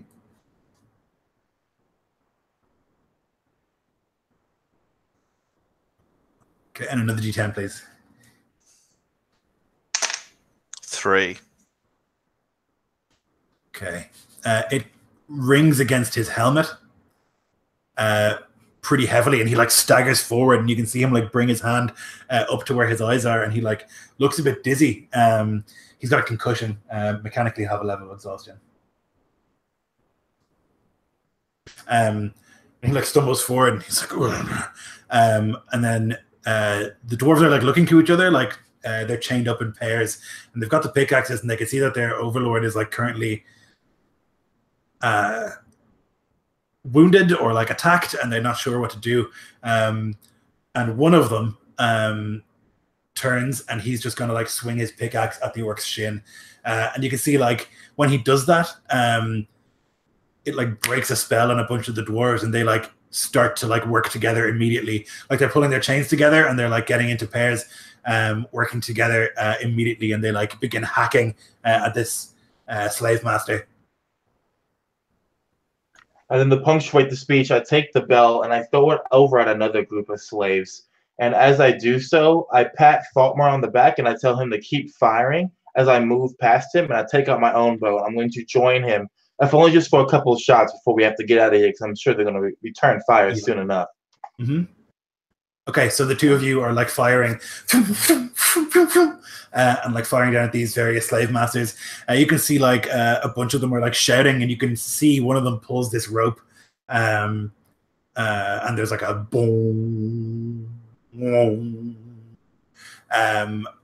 But the slaves, many of them, mostly dwarven slaves, but also you can see like some of the people of the Dunedain who have been captured, some of the people from Arnor, and several Bjornings like begin to like try and fight back using their pickaxes, using whatever they have to hand. Some of them picking up literal rocks and like smashing towards orcs.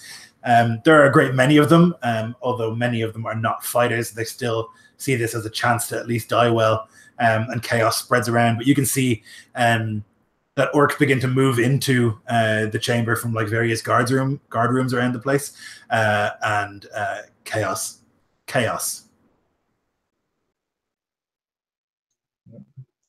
At that point, I would look over to Falkmar and say, "Flee!" And then I run past him, and I'm running back to the room. And as I get to the room, I'm going to shout in, "Pull a lever! That lever!" And I'm going to point towards the one that I found out earlier that will slowly kind of flood this place. Okay. Yep. Folkmar turns, nods to Aralyn, fumbles in his quiver. He's low on arrows now, I imagine, from what you described, Lloyd. Probably have used half or more. But he'll make the next one count. And he goes to turn to follow his companion, but he sees men, women, slaves consigned to death by the speak of some of his elvish companions.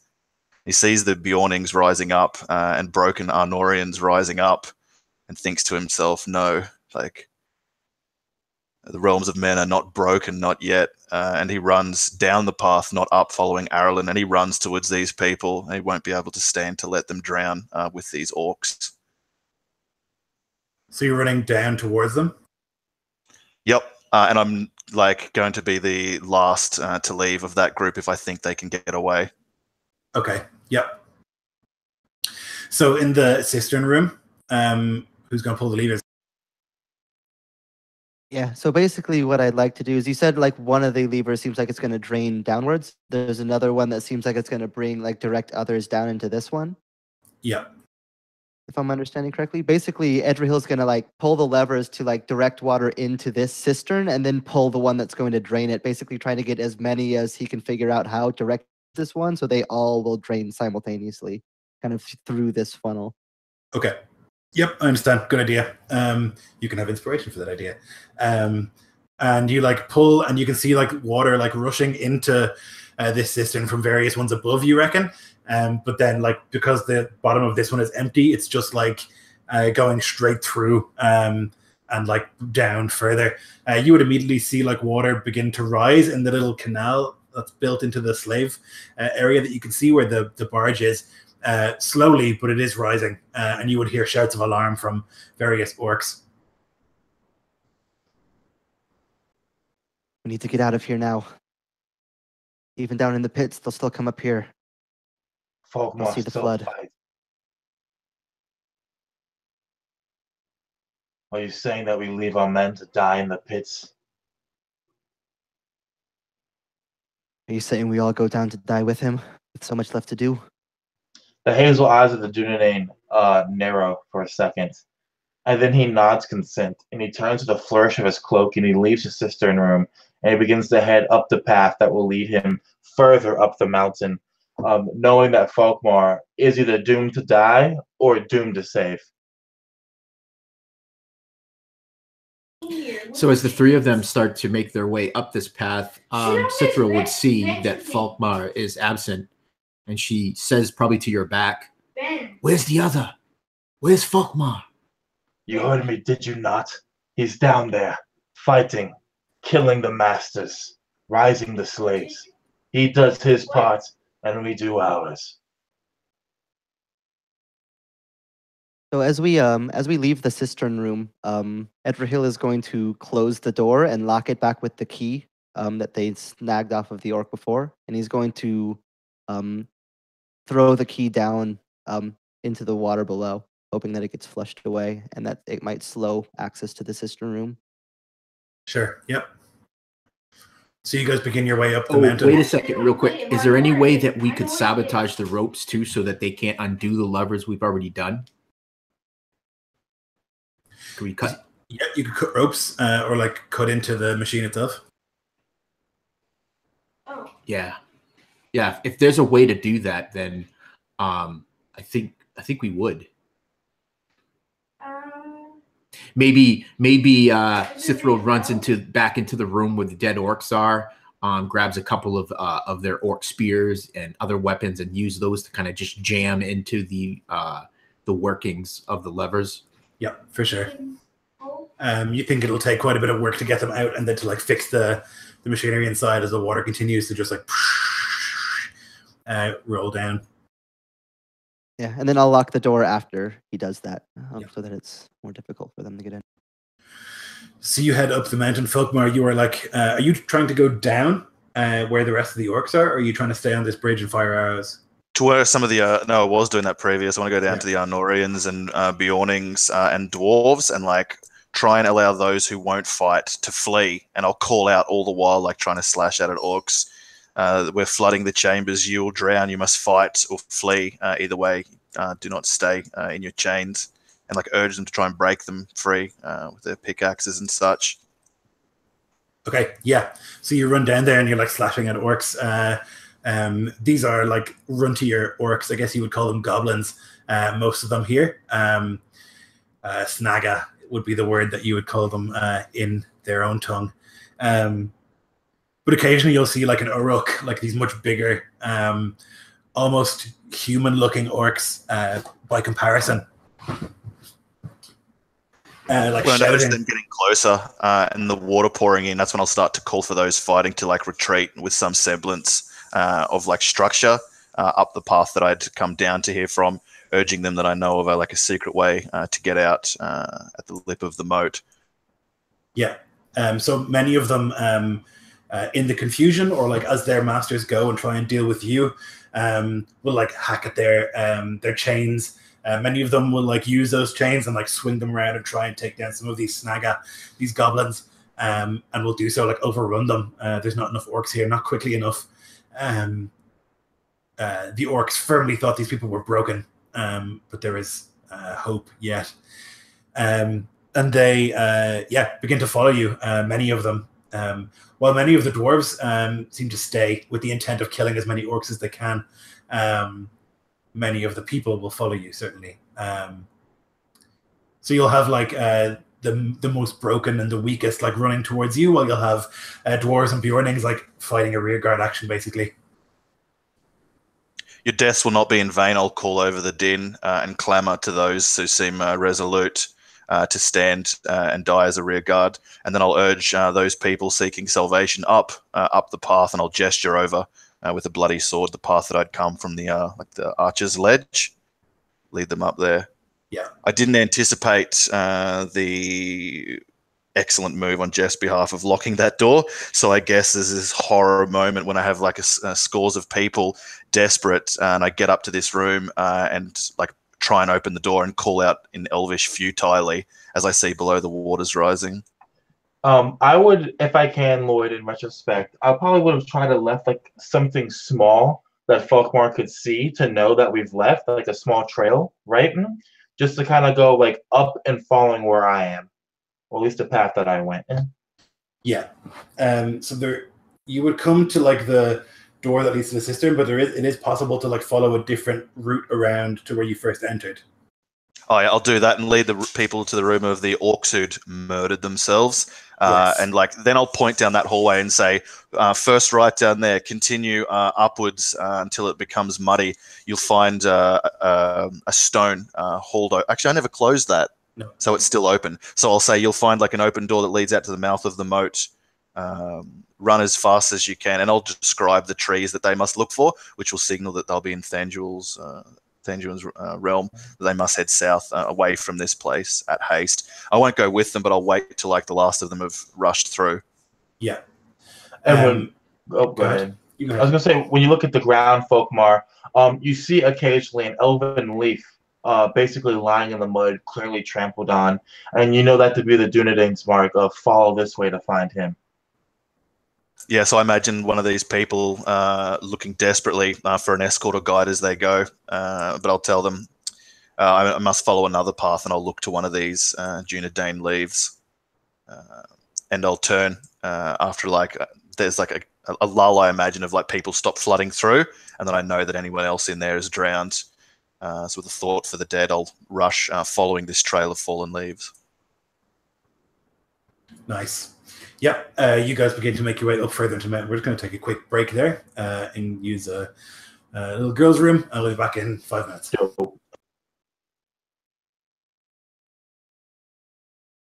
Man, I felt like we were Ents there, where we were just like smashing and flooding all those orcs in. That was cool.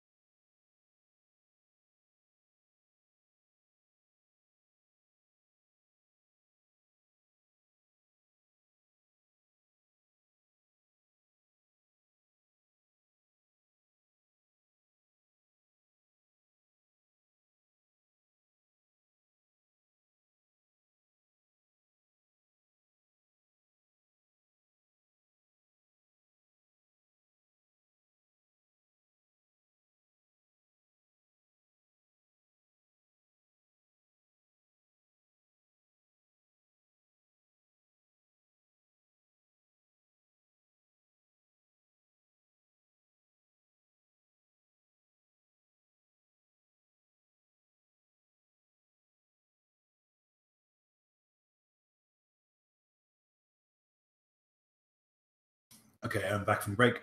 Thanks to all the people who are watching. I hope you're enjoying it so far. You're scary dudes. You're very scary dudes. I level 10 characters don't fuck around.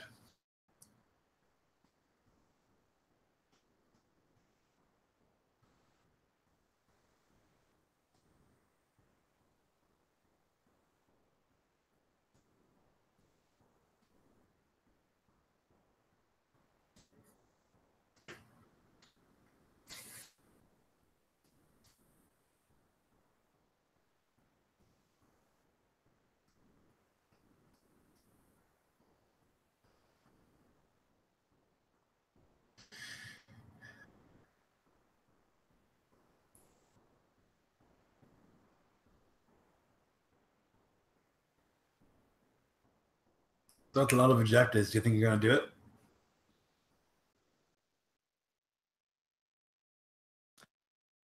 I'm hoping we can at least get like half or more done. is my low level goal. I think it's going to be tough to do everything, but I think we can do something. Yeah, I think everything is almost unachievable. There's just a lot there. I just wanted to give you guys like a bunch of options, and you could pick the ones which you thought were like most prudent. Only thing holding That's me a great back idea. is the fact that we have only one session. If we had 2 sessions to do this, yo, I'd be rolling this mountain, dog. It's that simple. As I long think as it may he's- be. Go I ahead. would think that the most important things to do would do the things that would affect the most number of the inhabitants, like poisoning food. Just do I it. also want to still got planets here. I don't want no Witch King bullshit Yeah. coming through here. Yep. I was going to say I think that's at least my like primary one. If we could only pick one thing to do, would probably be the Palantir. 34. Well, which I can't. I'm a little weak on the lore on this. So where does this one connect to? Yeah. They all each connect other, to all don't of they? them. Yeah.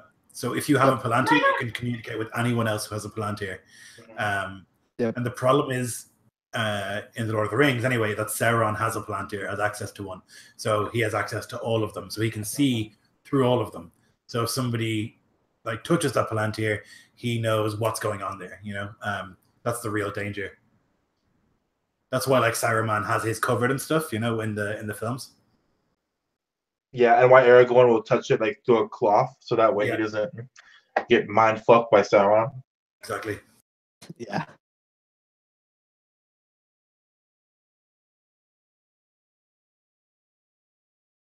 Okay.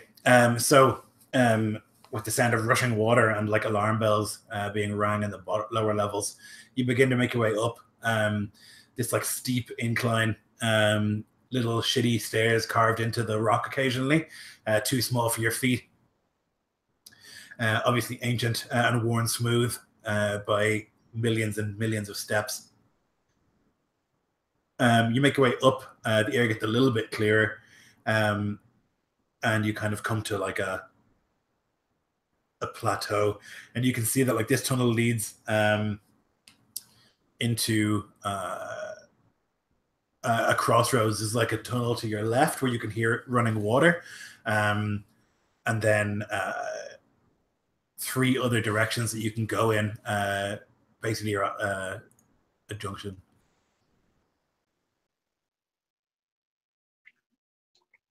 Almost like if on Clockwork, I fall to one name, and once more, I'm basically trying to follow the tracks.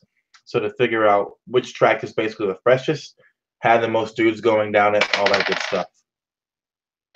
That's going to be a Schwab advantage. Right, that's better. That's going to be a 16. Okay. So on this level, you can get this impression of shunk, shunk, shunk of like armored feet marching. You get the distinct, like this is obviously where the Dragon Gate is. Like this is the castle part of this mountain.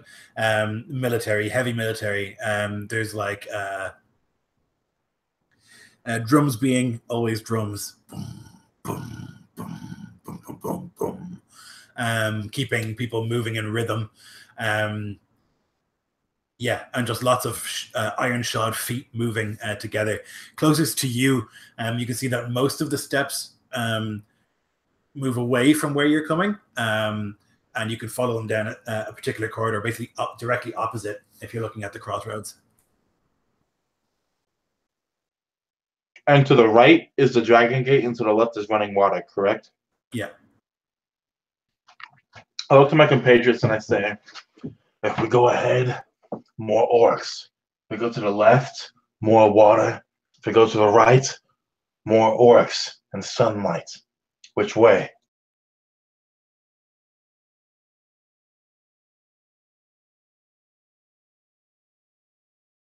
I don't know if it would be possible to know even. I think it would be difficult, but I'll ask anyways. Would it be possible to even hazard a guess which direction might lead us towards the Twisted Spire, where that sorcerer and likely the Palantir would be? Yep, I think there's just no idea. You can easily work that out, because if the Dragon Gate's on your left, you know that that's the entrance you came in, and you know that the Twisted Spire is. Let me look at my picture for a second. It's backwards in Hangouts. Would be on the left of the mountain if you're looking at it from the direction you came at. While the Cloven Spire is on the right. So if you're looking, you would think you would need to go like either further in and then basically back the direction you came. Like you've come from the left. You know what I mean? It's very hard to explain without a map, but I can't show you a map because it has all numbers on it. So basically go left is what you're saying. If you want to get to the Twisted Spire, yeah, you can figure that out by going left, because the Dragon Gate is in that direction. Yeah, Edrahil would say something like that. Just if it's not too flooded already, and we can pass over the water, that should lead us towards the Twisted Spire and to this warlock figure and potentially the Palantir. Seems to me like the highest priority. Dropping a black leaf on the ground and stomping it into the mud for Falkmar, I look at the elves and then I head to the left.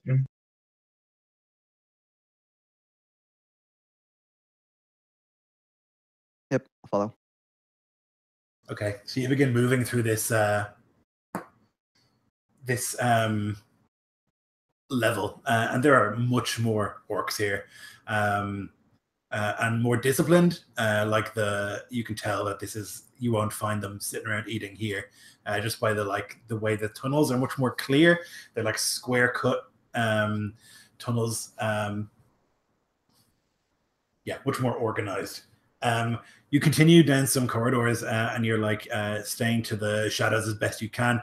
Occasionally you'll see, as you stop at the last second, one of you will hear something, you'll stop and push yourself against the dark of a corridor. You'll see a marching group of orcs, 25 strong, march past before you move on again. And then you come into a strange situation. You enter, if you're going directly towards the Twisted Spire, what looks to be like a maze. You enter in, and then you turn right, and you're okay, and then you enter in again, and then there's several branching places, and you go down one, there's a dead end, and you go down another, there's a dead end, and then you kind of follow, and you realize that this is a maze. They've put a maze into the center of here to ensure that if anyone is besieging it, that it's going to be some sort of nightmare.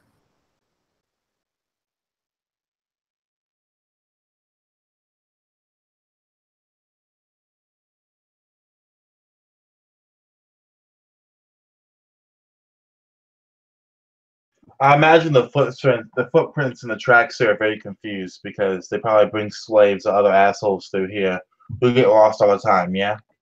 Yeah. Well, that said, I'm still going to do my best anyway to basically try and eliminate certain paths as we move through the maze by looking at basically the context clues of how fresh the tracks are, markings on the wall, maybe out of frustration from an orc or something like that, and other such things to try and navigate through. Okay.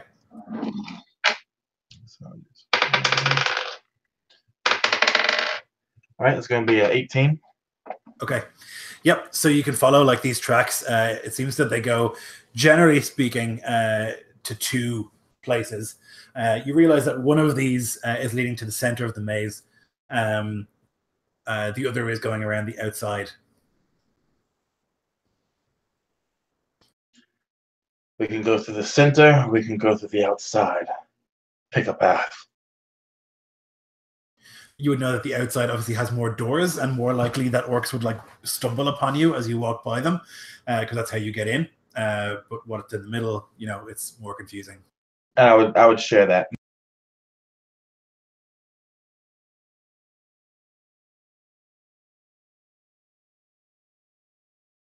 Between us, we should be able to figure it out. Going through the middle, I'd say. Better to work out a puzzle than stumble across who knows how many orcs, especially with alarms on the lower levels down. I think it's going to be more likely that patrols will come by. Then dropping another black leaf to the ground and stomping it, I will head into the center of the maze wood. Okay. Falkmar, you have like made your way and you're following these black leaves on the ground that what the hell are you called? Arahil? Yeah, Arneil. Arahil. Has left for you, and you're following them. And he's left them in like the kind of way that you know where to stop and wait. So like he'll leave them at like a junction, and you can like wait there until you can hear as well the shunk, shunk, shunk of a patrol going by, and then follow. And you can follow through this maze. And the indecision of on their part, and like the waiting and the finding different paths over and over again, means that you will catch them as they make the decision to go to the center. Really quickly, Lloyd, all the time that we were making our way further into Gundabad, did we see any indication that they were even aware of the flooding from the cisterns yet? Wait, hold on. Are you still alive? Not here on this level, not yet. But you've gone up very high from where you were. And maybe the increased patrols means they are aware, or maybe this is the normal level of patrol. It's impossible for you to know, you know.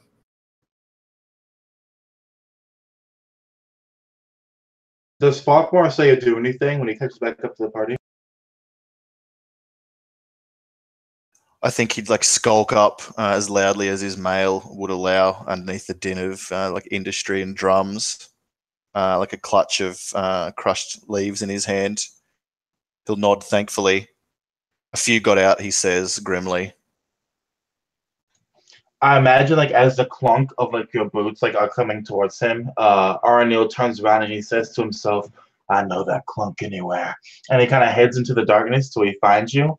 And hearing what you say, he nods and he grasps your wrist where you're holding the leaves and he pulls you in and he says to you in your ear, "You did well. You're royal." And then he lets go of you and begins heading back deeper into the maze. Volkmar would thank you, and I'll bestow another D6 officer dice, my last, upon you as I follow you back to the rest of the group. So you begin to make your way through this maze. You will find dead slaves here, like bones, some of them recently dead, obviously like sent in here as a joke to find their way out, and they never did, as like a cruel punishment, and you can see marks of that all over.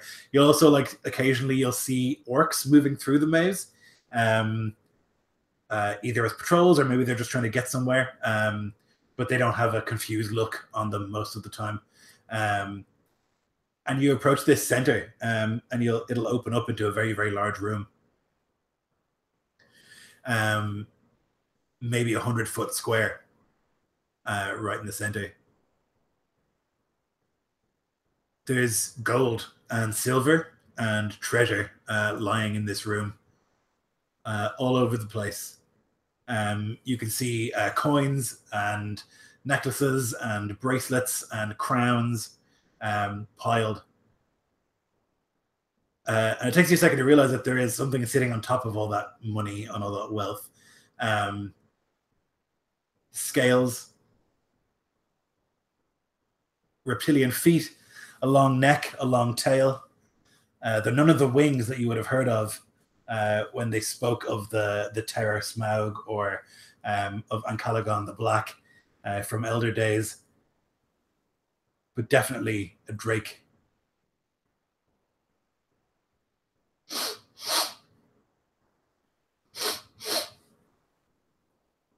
Aranil raises his hand to stop the party, and he turns and looks at them, and with 2 fingers, he indicates for us to turn around and find a different path.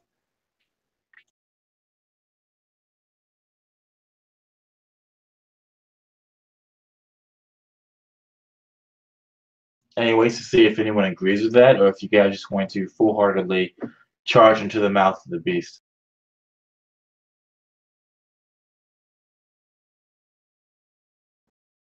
You definitely would not see You would definitely not see that this she-elf would want to fight a drake.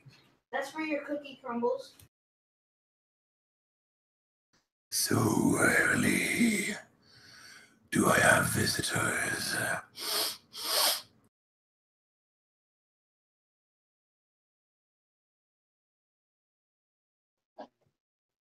I imagine that this. Go ahead. You can tell that this drake could not fit through the corridors you're coming through.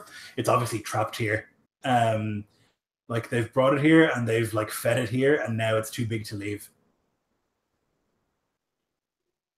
A shiver running up Aranil's spine, the hair standing up on end.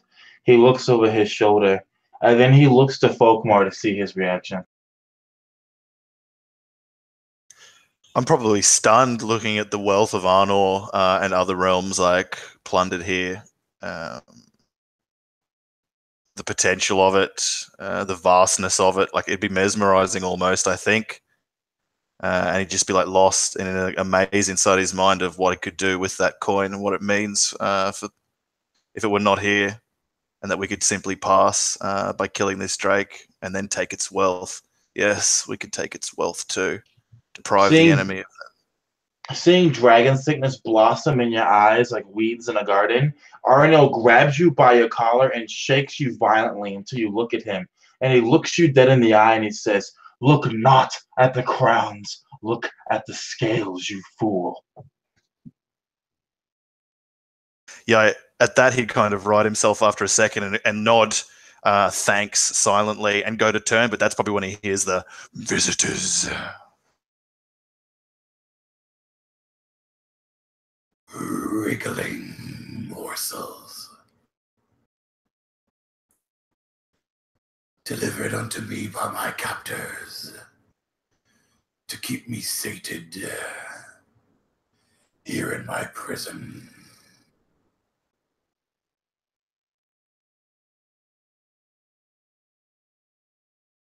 You see this great head like rise up from the treasure, and like the eyes are closed, but it's like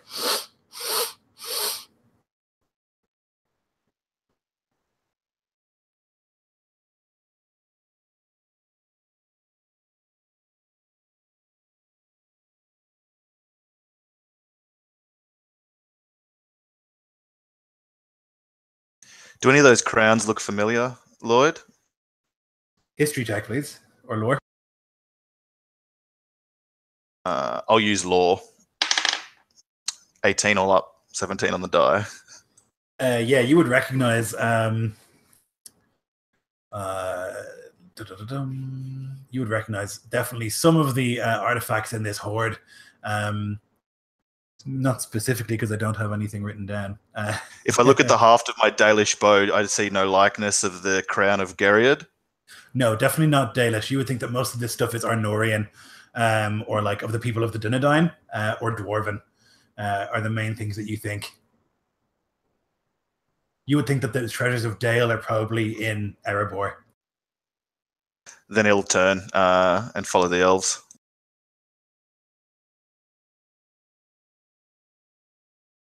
It like moves quickly as you start to leave, and it like there's like this as it like approaches and like tries to stick its head down into the corridors, and it manages to get its head down, but not the rest of it.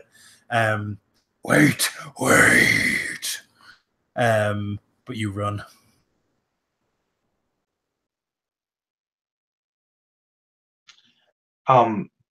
Seeing that we have a man-eating dragon in the center of the prison, I'm going to go back to the ground if possible. Would I be able to look for more tracks or no? Yeah. All right. I think at this stage you would realize that there are orcs using the maze to get through, so you could definitely follow one of those pairs of orcs. So what I'm trying to do is I'm trying to, exactly as you said, with advantage here. That's going to be a 23 to follow a pair of orcs out. Yeah, so you four can like tail a pair of orcs, like staying 2 turns behind them, but following them nonetheless. Moving your way through, you'll like see them step down certain corridors and avoid others. You can see that they like step around traps, and you're able to follow them in that as well. And before long, you've made it out the other side. You see that they are heading upwards. There's a very steep stairway, what you imagine to be the Twisted Spire.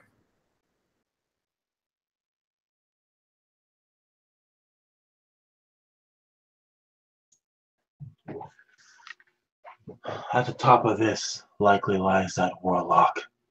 When we go to find it, we need to kill him fast and cover the Planeteer even faster. Do you understand?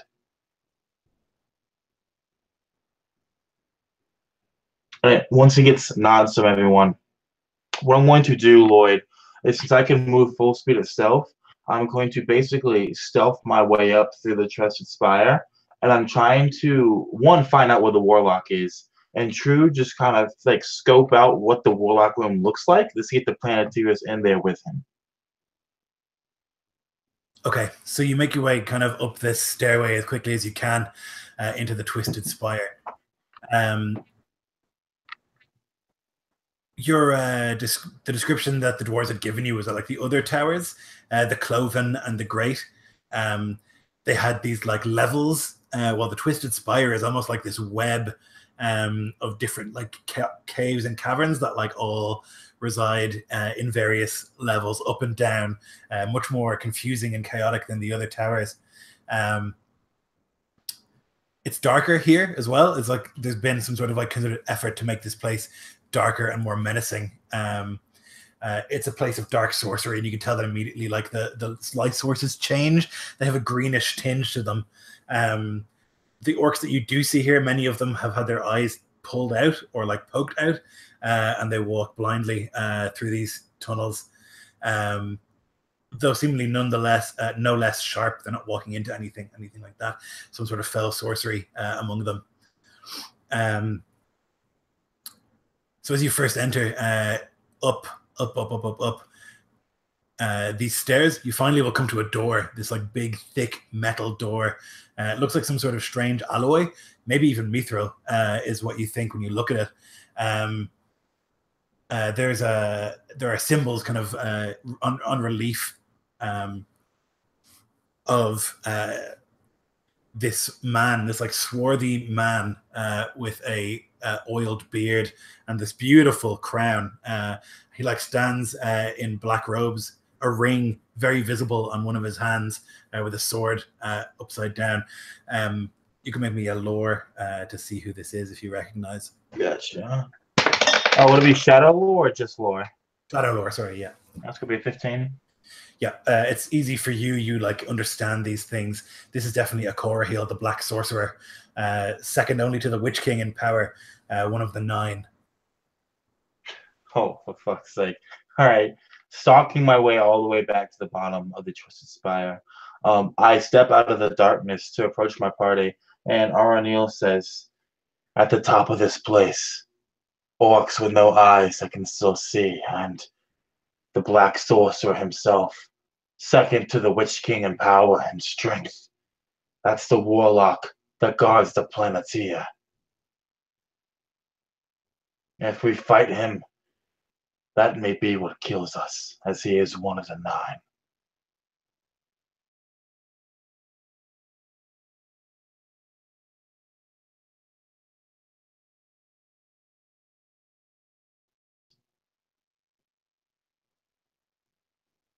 And I'll As wait much to as hear. we have here between us,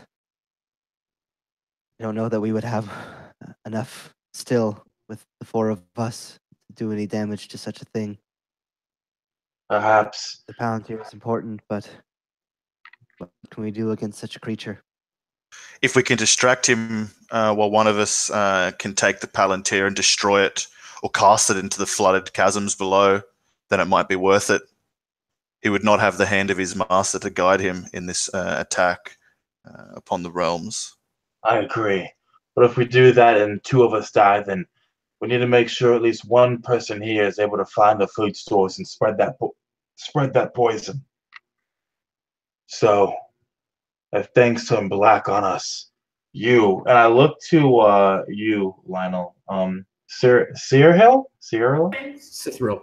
Cithril. I look to you, Cithril, and I say, if you see us falling, you're the one with the coldest heart. Go and poison, do your duty. She ignores the slight, and Guys, look. she would Guys, ask look, you I have a whopping 9 kills. that my son has a whopping 9 kills. But seriously, she would say, "Did you see it? Did you see the Planeteer?" There's a door of dark sorcery that guards me from one of the 9. It is marked with runes, and it is marked with the image of him himself. What is the music? Once we go through, we do not come back out until we break his magic.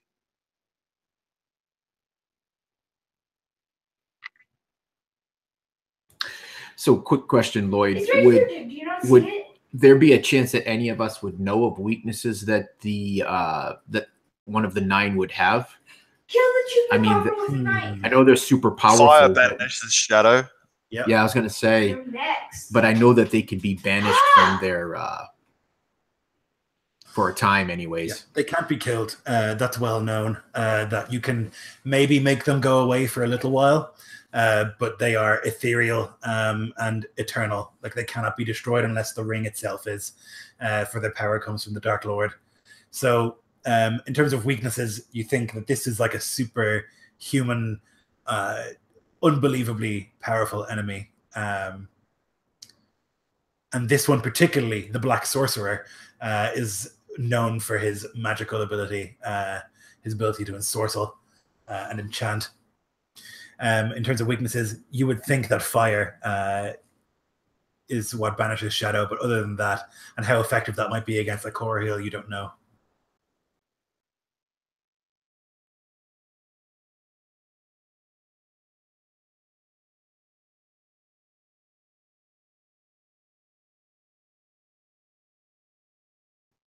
I suggest the 3 of us, and I point to Edraheel and Folkmar, go and handle the Black Sorcerer.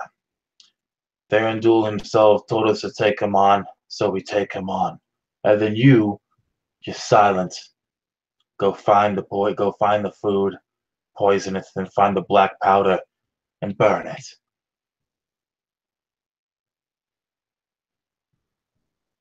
And the last part is to sit through.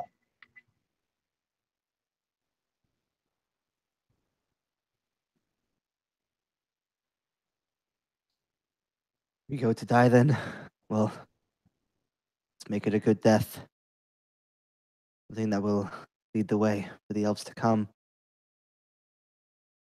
If there is a sorcerer, let's see what he can do then. At least try to manage to grab the Palantir. Cast it down. into the Cithril should caves. make for the Palantir, I think, while we contend with the sorcerer. And if it turns ill for us, then she can flee and continue on our mission. That I agree with. Yeah, she would nod Have you as you hurt say yourself? that, Falkmere. And I give Cithril a cloth, like a large enough cloth to cover it. And I say to her, whatever you do, do not touch it with your flesh, or the enemy will see you and he will know you. She would smile coyly at you and at you. Dunedain, this is not my first rodeo.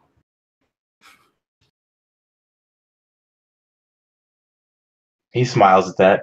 He's tempted to low-key pull out his pipe and start smoking, but he knows there's not the place for it. But with that being said, he would turn and start stalking his way back up the Twisted Spire.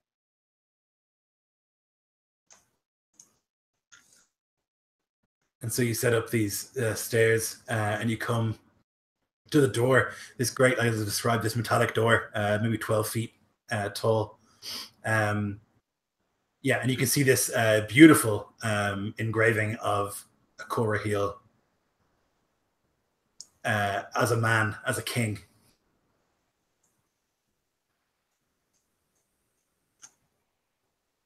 like a door like we could just like push open, Lloyd? Doesn't look like it. What is visible is that there is a drum. It's been pulled with human skin, you can tell, and that you should, like, usually what would happen is you would like ring on that or like drum on that, and then there would be an answer inside. Beyond that, it's hard to know. It seems to be pretty solid. It's definitely made of some sort of heavy metal.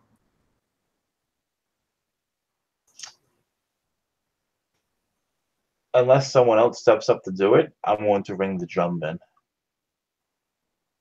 There's a strange movement, a slither at the top of the door. You can see this creature. What the hell is it? It's like this strange serpent-like creature. It's got this wide mouth with these like needle-like teeth, and it's like perched at the very top of the door, like a spider on top of it. These like wriggling sort of tentacles, or maybe they're the ends of snake tails.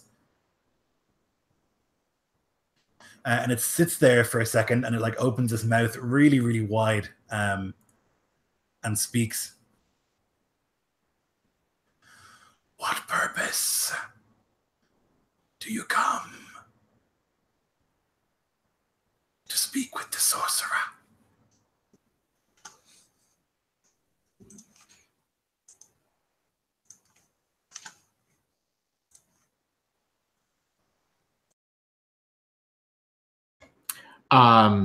Maybe at this point, Cithro would step forward and say, "We bear news of forces gathering.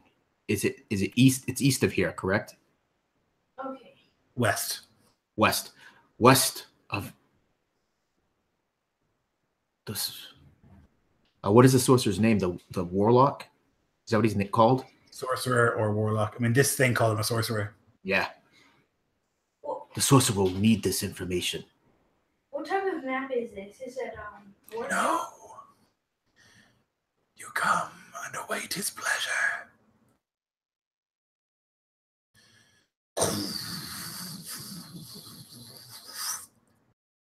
Door opens and there's mist beyond, and these green lights, these green torches like in sconces, and a corridor.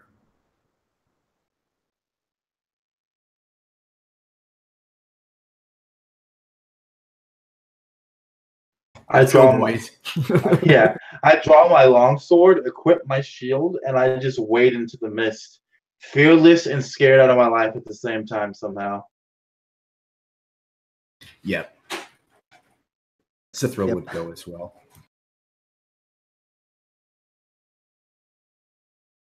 We'll follow. So you move your way down this corridor, and you can hear this whispering, this mad whispering. Don't go, no, don't go. No, he will kill you. He will devour you, don't go.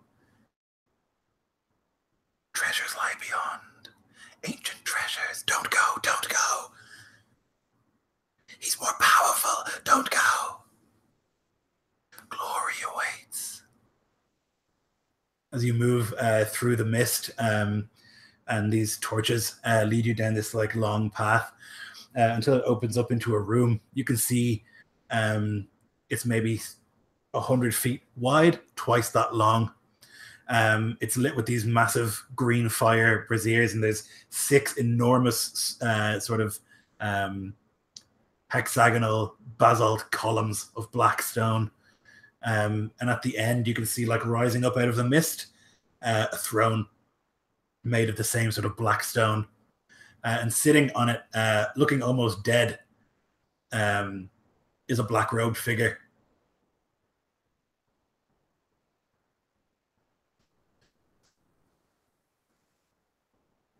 Why have you come?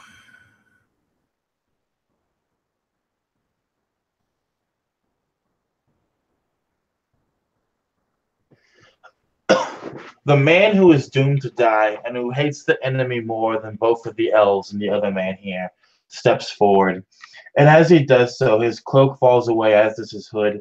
And you can see the long black hair peppered with salt. You can see the beard and the wind-burnt face, burnt tan.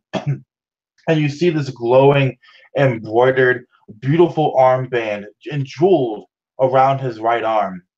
And as he steps forward, he raises his sword slowly, and he turns to look at his compatriots behind him, and he looks back at this thing that was once human, this thing that is now twisted, a shadow, and he says to this, "I am Aranil, distant son of Tar Minister, who routed the enemy, who brought royalty to Middle-earth. I am the servant of the Valar, blade of the sacred flame, that which fells shadow and all shadow's kin. Break, dog of the enemy, and be scattered as your master come the end of days." And as he says this speech, the armband begins to glow with a supernatural holy light as I reveal my royalty before this other king. King meets king, and has to make the wisdom save, DC 15. He makes it. He makes it. And as he does so, the light continues to pour out from it. And I'm just going to attack him. Royalty versus royalty. All right, you can have inspiration for sure. That was rad. Thank you. And we can roll initiative.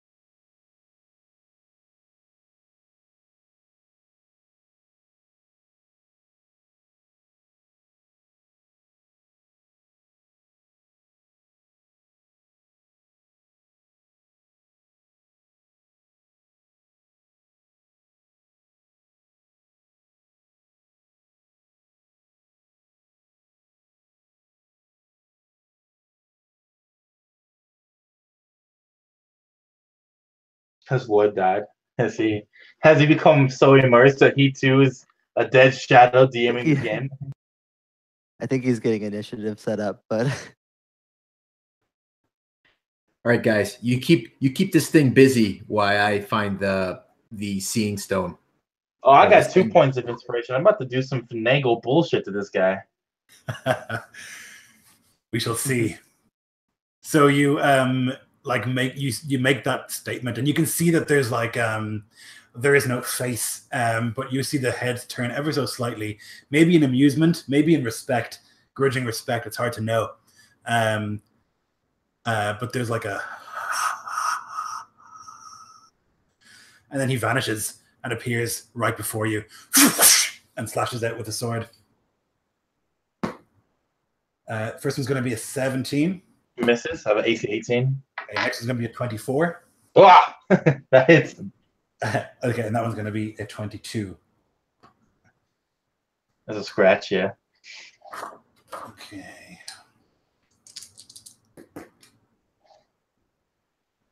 So 10 from the first,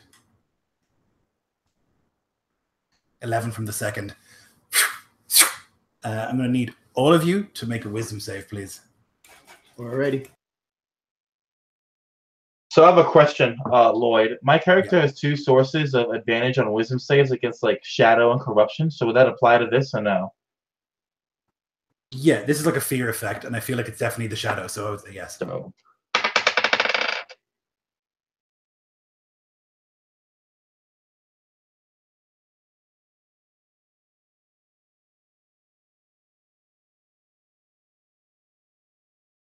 Okay. So Right. sorry, just really quick, Lloyd. Any chance of Jeff and my characters able to getting an arrow off right at the beginning? I'm going to say no. Okay, that's fine. He moves. Usually, you are like so quick that the battle moves in slow motion. But by the time the idea of being aggressive has entered into your mind, he's already on Aranil, moving just impossibly quickly.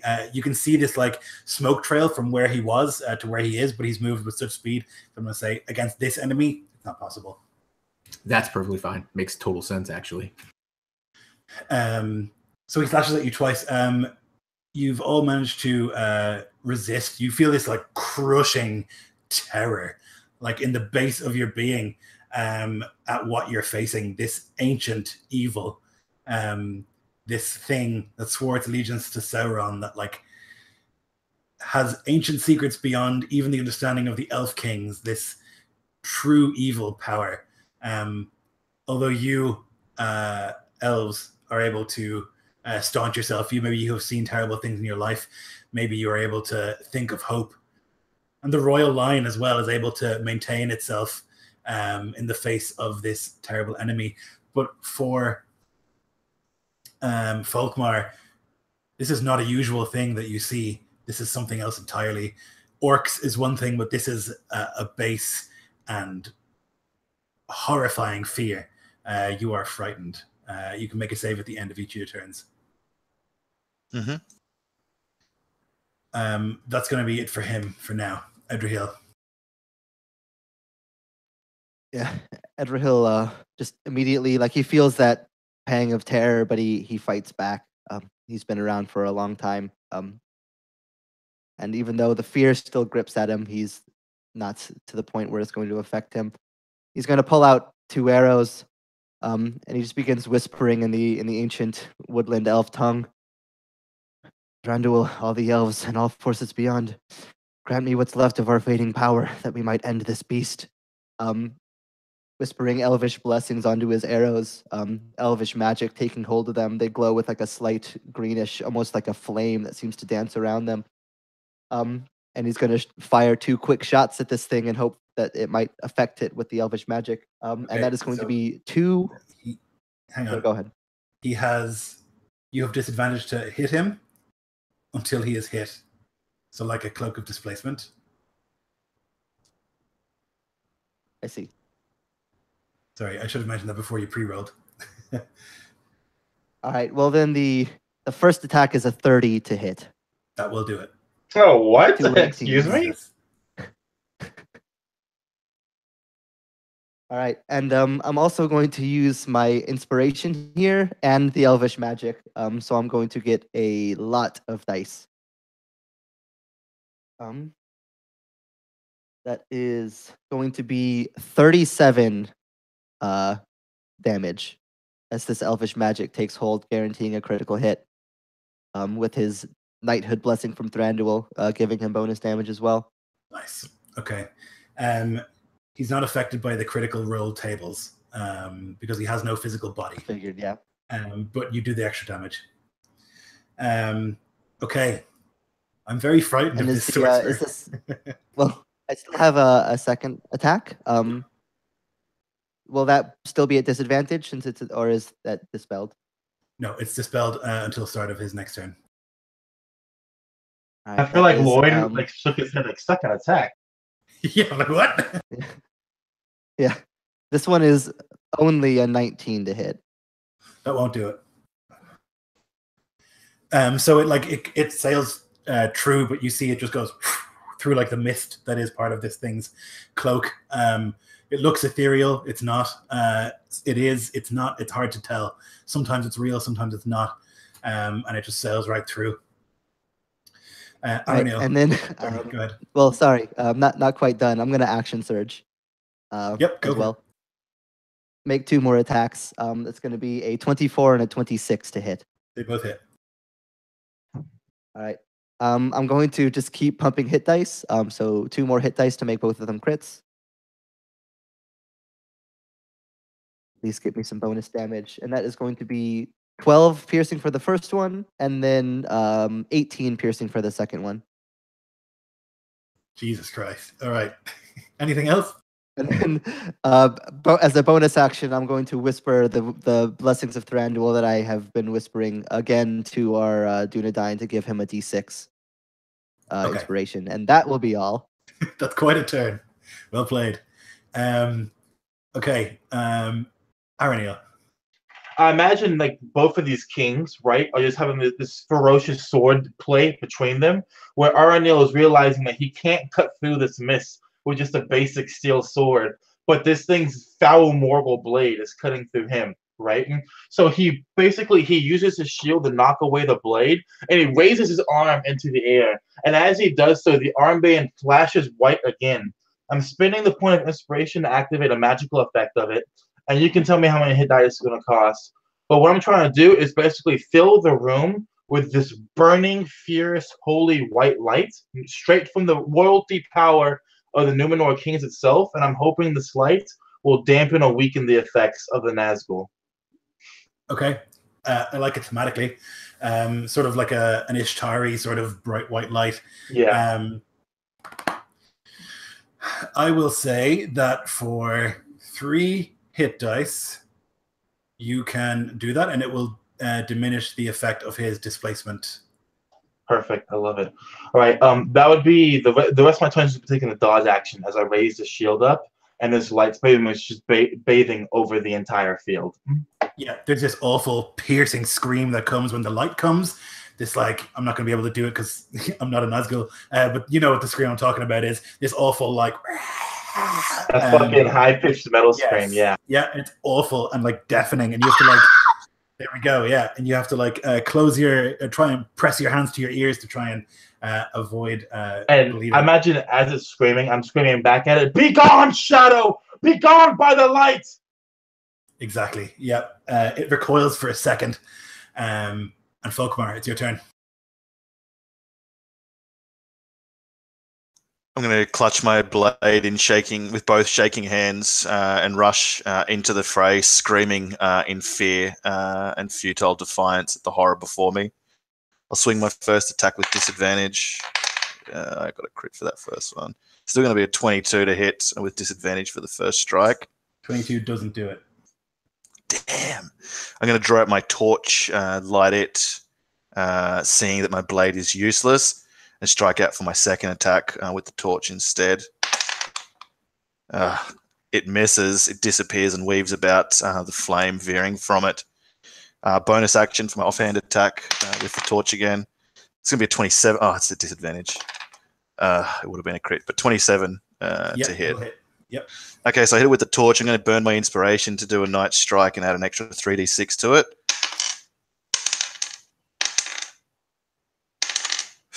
$11 fire damage. Oh my lord, that's unfortunate.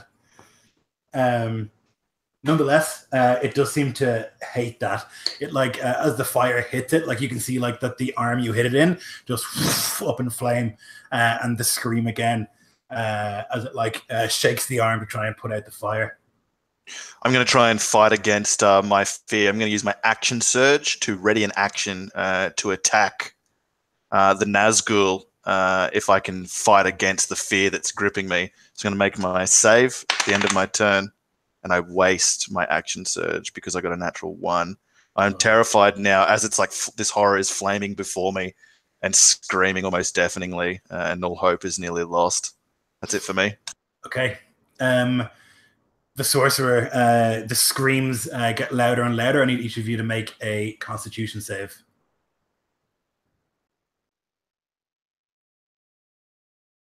Oh, good lord. 11. Oof. 14.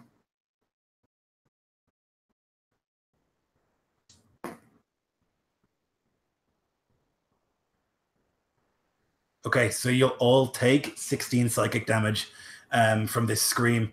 Just this, and you can feel like your very soul shake and almost be torn from your body as this terrible thing lets out this scream.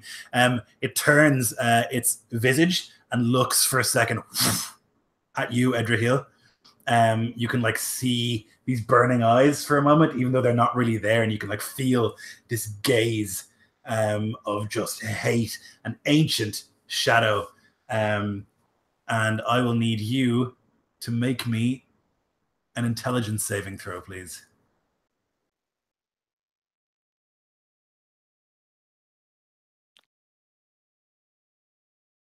Ah, fuck. That's a 2 on the die, which brings me to a 1. Wow. Okay. You lose your ability to distinguish friend from foe. All creatures you regard as enemies until the spell ends. You have to choose targets at random. basically. So he like looks to you, and there's this conversation that passes into your mind. It's the only thing that you can hear. All sound goes away. The screams.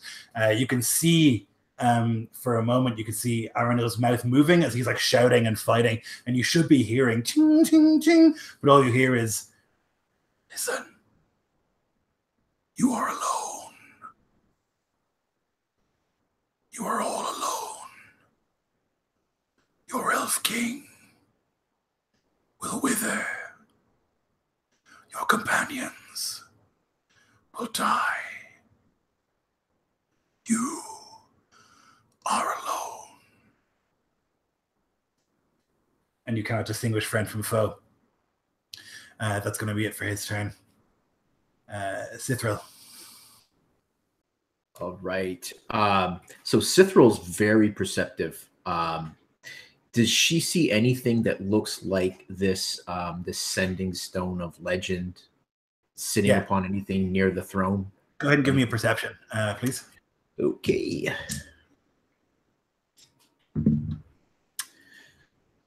20. Yeah, so through the mist, your elf eyes are able to pick out this one source of weird light. It's almost like anti-light, like a blackness in the green light. You can see that like next to the throne on this like very thin pedestal, there is a perfectly spherical black ball. It's got like a sort of marbling effect, but the inside seems to be a fire. And you can recognize that to be similar to the descriptions you have heard of these sending stones. Perfect. And it's how far away? Like 200 feet? Something like that? Yeah, probably like 150. 150 feet.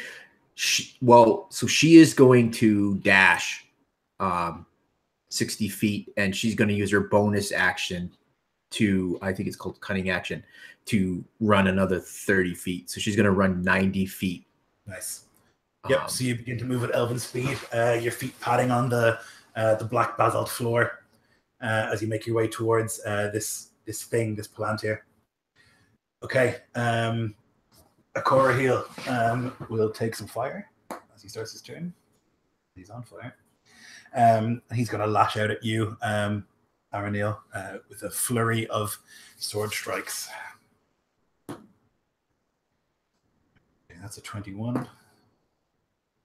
24. 23. So the lowest was a 21. They all three hit. But as he takes that first one, I'm going to invoke my revenge feature, which means that as a reaction, when an attack comes to me, I can attack back at the same time. Yep. Nice. So that's gonna miss though. The first is 11 plus 5 is 16. Then 9. And then 16 again. 3 slashes with the sword. He's amazingly quick with it. It doesn't even make sense. This huge two-handed sword that he has. He like slashes upwards, and then as you like go to parry the downstroke, he slashes from the other side up. His form is perfect and too quick for any mortal to comprehend. This quickness is too deadly. It's just too much. It's overwhelming. It's like fighting a god, almost like fighting Sauron himself. And as the Dunedain is fighting, withering these strokes, being tricked, being outplayed at every turn, the blade goes straight through his chest, and blood bubbles from his lips. And he looks at this burning thing, and despair grips him. The despair that his fate has finally come, the fate of being born doomed to die. But he knows that instead of dying alone, as he always thought he would, he has compatriots here. And as the blade drops from his hand and his body follows it soon afterwards, he says not a prayer, but a command to the others to destroy this thing, as I'm at 0 hit points and unconscious. Damn. Edrahil. Yeah, Edrahil, as he hears these words, and he looks around and like where his allies used to be, there's just like these smoky, dark figures. He starts like muttering to himself, just like almost overtaken by this. No, you've deceived me, all of you, enemies of the shadow who have brought me here to die. I have sworn to Thranduil to complete this mission. I will not die here. You will all go down before I do. How do you want me to you want me to Um, count Lionel and in the random roll to see who I'm going to Yeah. hit? Yep. So you're gonna roll a d4. Alrighty, I'm gonna go. So it's gonna be Character is 1, 2. Yeah. Yeah. So Nico will be 1, Lionel will be 2. You want me to count our unconscious ranger? Damn straight. All right, 3 will be Aranil and 4 will be the creature. As it should be. And that is a 1. So sorry, Nico. So just he sees these shadowed forms, believing to be deceived and brought here to die by this creature. Not wanting to fail his oath, strikes out at these crazed forms, and that's going to be 18 and 30 to hit. 30. Yeah, that hit. They both hit. Yeah. Yeah, I have a plus 12 attack mod with a bow. I'm gonna go full out. I'm sure Nico you won't mind, and I'm gonna use hit dice to Give it crit to you. me. Yeah, crit me away. All right, so it's gonna be 2 crits, and 16. I'd be totally damage open and for the first unsuspecting. hit. Yeah. 16. Yeah. Shit. 16 for the first hit, and 13 piercing for the second, and then crit effects Yep. as well. 2d10s, please. Do you want me to roll them, you Yep. sick bastards? Yes. If you'd like. This is Okay. great. A 9 and a 1. I think 1's good, right? I'm not sure. I've lost the goddamn page. That was clever. Oh. Should bookmark it with a red hand. Yeah. I have it downloaded. Just give me 1 second to find it. By which I mean about 20 seconds. I have the Tome of Pain. If Do you, you'd yeah? like it. You can access it. The Doom book.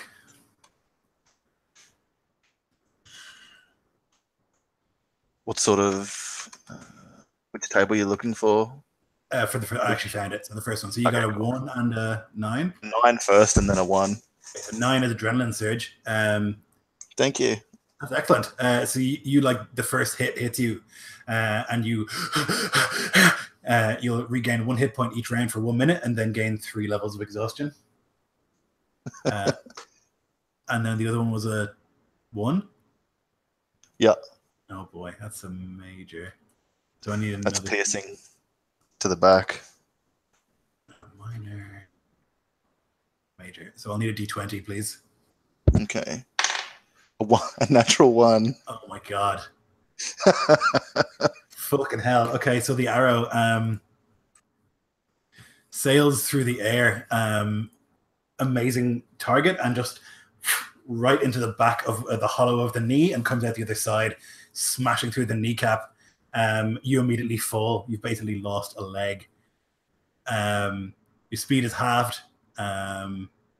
Fall prone after a dash, disadvantage on dex checks to balance and acrobatics. So the arrow just goes right through your kneecap, and it almost comes out the other side. There's like a shatter and like a as like the kneecap breaks from the other side. A buckle and tears stream down my face, half in the agony wrought through my leg and spine, but also the like insane whisperings of my elven companion. And I just know that if the minds of these elves are enchanted, like I'm doomed. We're doomed. So I'm crying in despair as well, as like and fall, toppling over beneath this horror. Do I get us the end of my turn, or am I continuing to be a maniac? When you take damage, you can repeat the saving throw. All right. So basically, you're killing us all. Dope. So, Aranil, make a death save, please. Are we doing meat grinder or normal? We're going to go normal because it's Middle Earth. Close. Oh, that's a 17. 1 success. Okay, success. Folkmar. From the ground, I'm going to crawl, like dragging my ruined leg over the corpse of this like kingly bloodline revealed and try meekly to not let the Witch King corrupt him, even in death. So I'll grab the kingly blade and try and defend him with it. First striking in 2 hands up at the thing with disadvantage. I don't imagine I can stand up. So I miss, and then I swipe out one-handed with the Fallen Jimmigan's blade for a, damn, it's disadvantage, miss, and then I'll bonus to offhand with the torch for a 27 to hit. Yes. Okay, I'm going to use my... Oh, what is it? Oh, the D6 that was given to me by Jeff's character to add that to the damage. So it's going to be 8 plus strength. 13 bludgeoning and fire damage. So 5 bludgeoning, 13 fire. Sorry. 5 bludgeoning, 8 fire. Okay, 8 fire. And then I'm going to use like the sword as a crutch to like stand up, like hobbling, just bleeding everywhere, shaking, holding the torch as it flickers, and the wraith is further engulfed in flames, probably further illuminating the horrors of my surroundings. Why do you resist? There is no hope. Not for you. Not for As your long as my kind. son draws breath, there is hope, and there is my homeland. I will see that he will not draw breath. And he's At that, I'll scream. 17, That's a miss. 19, That's a hit. and a 24. That's a hit. So somehow I meekly parry, and like I'd be unbelieving as like ching, the first strike, but then it's whoosh, whoosh, just like cutting me. It's going to be 13 Uh-huh. and 13 again. So 26 total from the 2 slashes. Okay, I'm bloodied. He's distracted though from the rest of the stuff that's going on. And Sithril, you can see, I guess you would hear the mad ramblings of Edrahil, and you would hear like the voice of this terrible thing and the things it's saying as you like sprint as fast as you can for the plant here.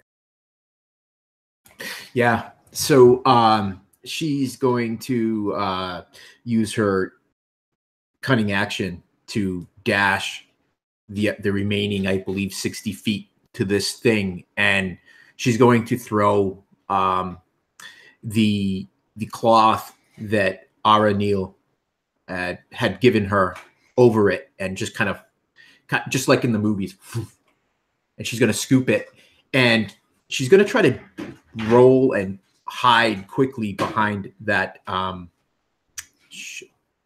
Hey. Hey, dude. Hide behind. It's right near the throne. You had said, yeah. Hi, world. It's by the throne, and there's like these columns, 6 of them in the room that are like really, really thick, right. Maybe 10 feet thick. All right. So she would. Well. Yeah, she wouldn't make her way there to the column, I guess. Sorry. Now this, I'll just say before you go on, when you get to the top of the throne, you can see that there is like a balcony at the back leading to outside. That was my next question, Lloyd. I was going to say, is this an enclosed chamber, like in the depth of this tower, or does it actually give access? That's the direction she's going. So you can run outside and get the of air away from the mist, away from the madness. Almost, you can still hear the voice of the blind sorcerer, but you can see that you're very, very high up, dizzyingly high up, and there's this mad wind. You can see these like flocks of giant vampire bats swirling overhead. These like enormous, awful-looking things, and they like look and screech towards you. Yeah, so there's just that panic despair that she has. Elves aren't usually known for this, but she is shaken for sure. She looks for that silver marking of there's a river nearby, is there not? Yes, you would see it like snaking down below, far below you, hundreds, if not thousands of feet. Okay, awesome. Back into the room, the blind sorcerer.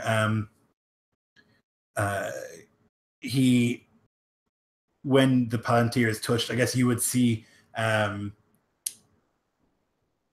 Folkmar, you would see immediately the second that's I can't get the names today. Thranduil grabs the Plantier and runs, that he just like his head like turns to the side and he vanishes, and he like runs as quickly as he can to the opposite end.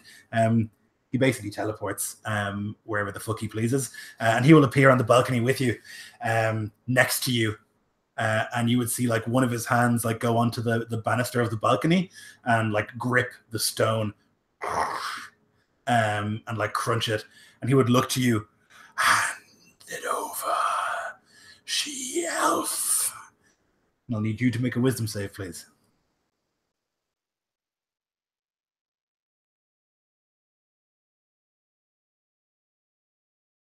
$13.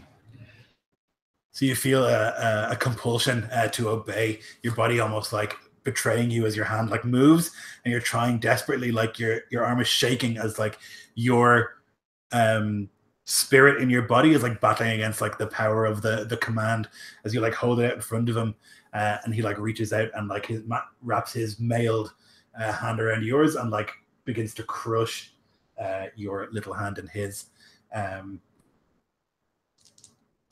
Who's going to try and do that? Yeah. It's like 12 bludgeoning damage as your hand is just... You can see like the perfect fingers of your graceful hand just like begin to break. It's going to be it for him. Edrahil. So roll d4, 1 and 2, and 3 and 4 for the 2 targets that are near you. All right. 1 and 2 will be Folkmar. 3 and 4 will be Aranil. Aranil. So yeah, he sees this ranger on the ground. Well, to him, it's not a ranger; it's a crawling, wretched creature, seeking to destroy him. And just another of arrow. So if you do, Gonna be are a you doing 26 2 arrows and or a 1? 31. You'll have Well, I mean- disadvantage because he's prone, actually. I have to tell you that, unfortunately. No, but it's counterweight because he's incapacitated, so it's Yeah. just a straight roll. So if you're doing 2 arrows and they're both critical hits, you just outright kill me then. I'm screaming in defiance, like, "What are you doing, friend?" in Elvish, like standing there trying to like swipe away at the arrows, but it's futile, obviously. And they both just thunk into this, but no! Just to make it even worse, I pre-rolled my next death save and it was a natural 20. Oh, God. You have doomed us, Jeff.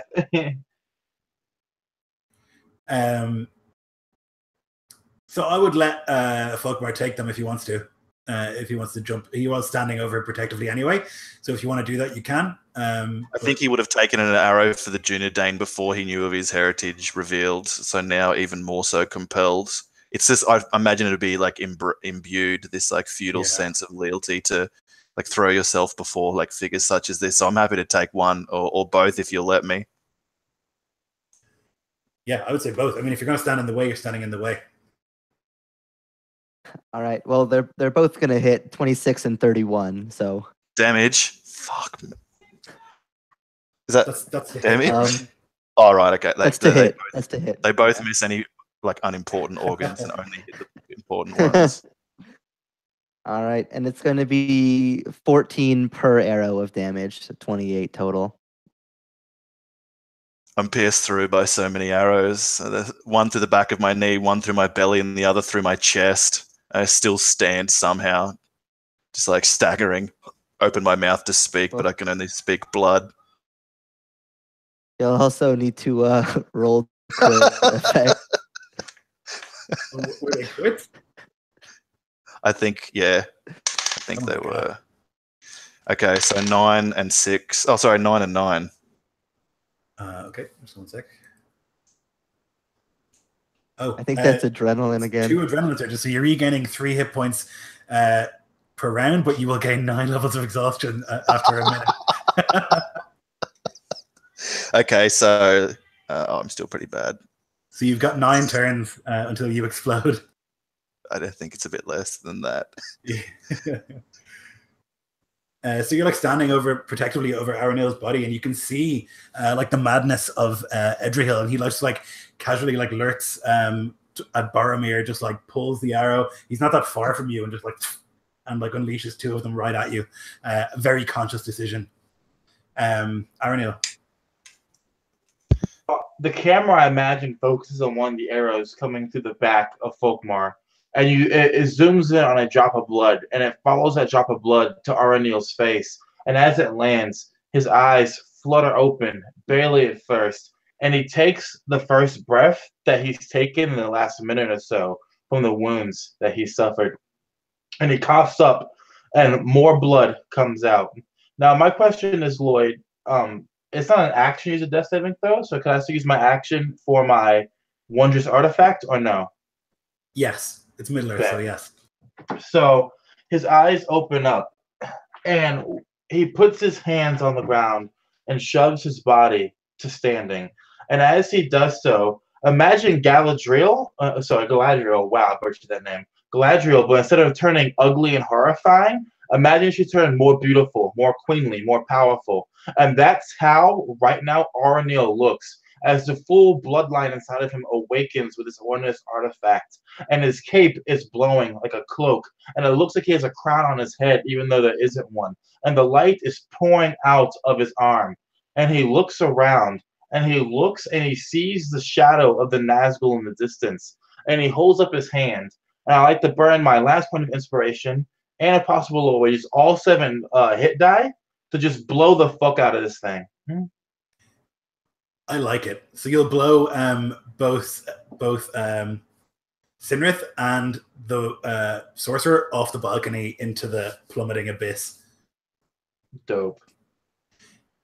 Yes, I'll say, so you like stand, and there's just like this like mad wind, and like the mist is like banished, and I'm gonna say the braziers go from green for a moment to white, and you can see Folkmar, a Númenorian king, like an ancient Númenorian king made flesh, this like glorious crown, this resplendent armor, all of the legends of man made manifest for a moment as this energy like beams out from this artifact, this armoring, and there's like a subsonic. You're knocked to your feet, as are you, Edril, and out on the balcony, Sinrith, your hand is crushed, and there's like this evil gaze in the eyes, and it's like looking right at you the way it did with Edrahil, and you can hear nothing but the voice, and then you can hear, and you are flung from the top of this mountain with the sorcerer with you. He like has a hold of your arm as you like plummet. Both of you are like swirling in the air, and you're going to fall an impossible distance. And as they're falling, I imagine the camera turns back to this Númenorian king, and he just looks around, and he says in this deep, changed voice, "I have routed the enemy." And that ends my turn. Fuck yes. That was rad. Oh, so good. Folkmar.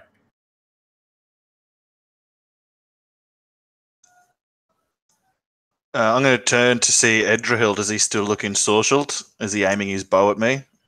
Or at Marquise? He didn't take damage, but I feel like he was knocked on the ground. I'll say that you can make a save. Edrahil? All right. Intelligence is not my best.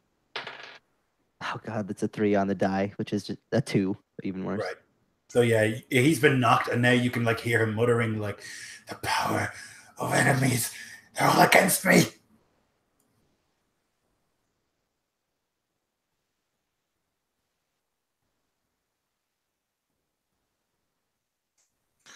Oh.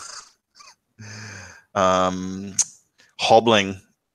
I'm going to make my way towards Edrahil and grab the bow of the Dales and just hold the torch to it, and so the horsehair string just and it becomes a bow, like a staff.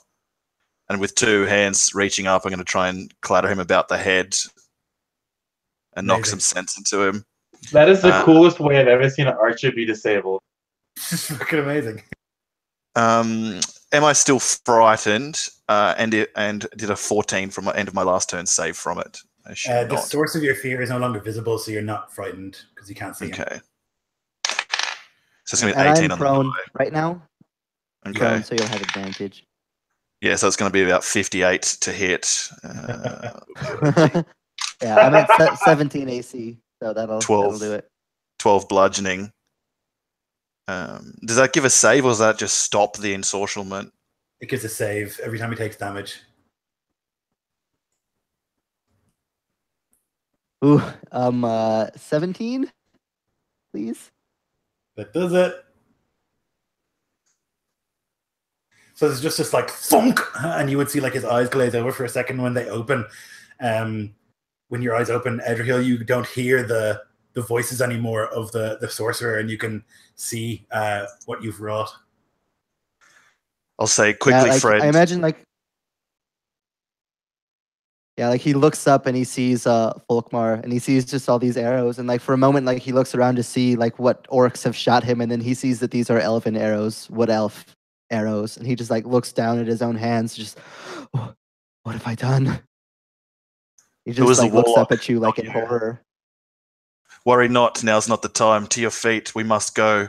Sithril has fallen, but the Palantir is wrenched from the grasp of the enemy and is dispersed for now. But there are things still we must do for King Thranduil. And I'll point to Aranil. Yonder, he needs your elven healing ways. Quickly. You can hear just like this mad drum, boom, boom, boom, boom, boom, boom, boom, boom, and like horns and all sorts of alarms. And you know it cannot be long until the hordes descend upon this room.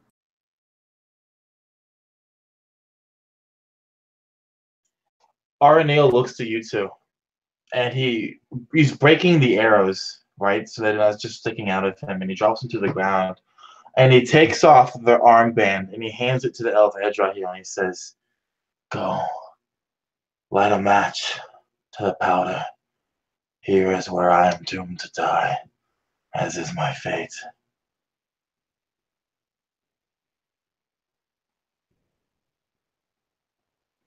Edrihill will take the band, just kind of give a grieving nod, knowing that he was part of the cause of so much of the suffering that's happened here. Stowing it away, and he'll pick up your sword. That the Moor had dropped before after striking out, and he'll put it in your hand and puts your hands on your chest, in a warrior's death pose, and just give you a nod. And I looked at A legend. Forkmar, and I nod to him. And Aranil says, "Brother, would you do this old man an honor of dying with him?" Flockmar. I'm sorry.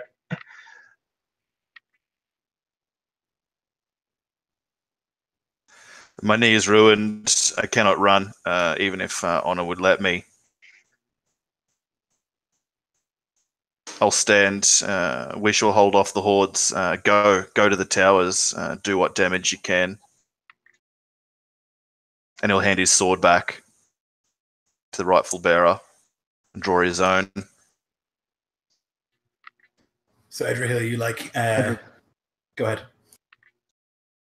No, I was just gonna say Edrihill would just nod, say, "Do what you can. I'll do what I can. We may all die here, but we will die the heroes that will bring forth the heralds. This place will be ours."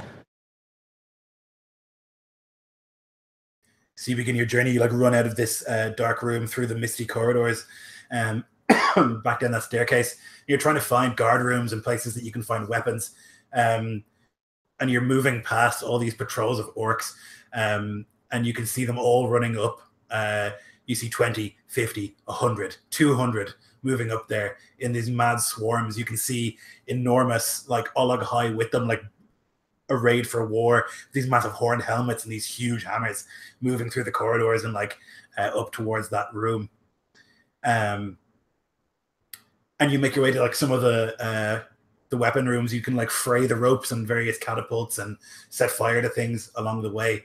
but it's not too long until you two are caught in a room by a particular orc and his entourage. This one with the helm of a dragon, this enormous winged helmet with glow rung, the dragon like resting atop it, resplendent in his armor. This is the Lord of the Dragon Gate, and with his entourage of bodyguards.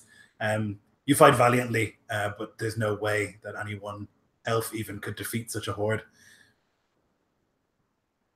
Anything you'd like to say for your last moment?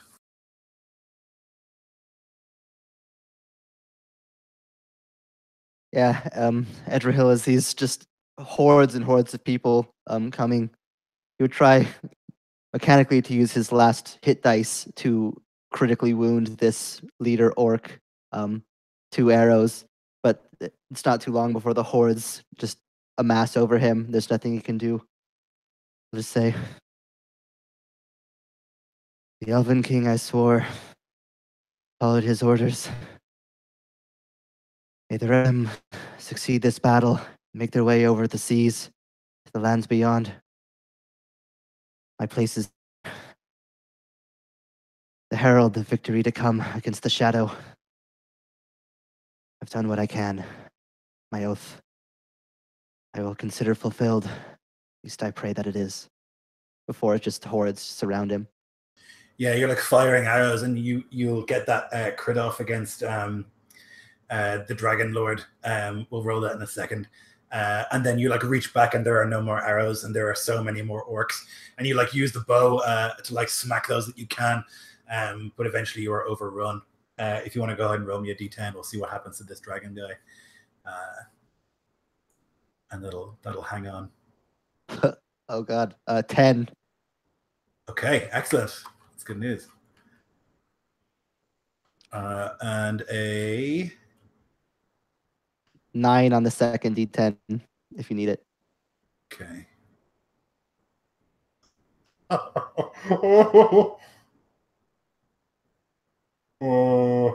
Okay, I'll explain that after the game.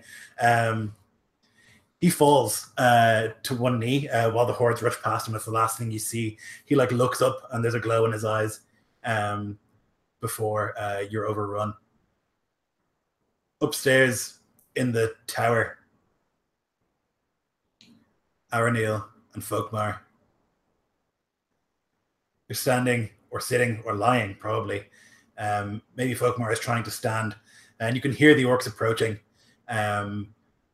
bashing at that silver door and like moving it to the side. You can hear them approaching now. They walk into the room, low and loping, like their arms very long, as they approach, sort of like carefully. They can see that the sorcerer is not here, and that makes them nervous. They would find that Aranil has actually lit his pipe with his pipe weed, and he's smoked it, and he's passed it over to his comrade here, telling him that even if you do not smoke this before you die.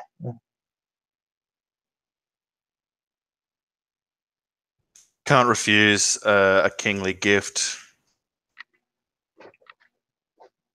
And as I breathe out smoke from my nose, rings from my mouth as if I'm a Drake myself, I take the sword in 2 hands, and bleeding from my wounds, I basically fall into the horde as the horde falls onto me.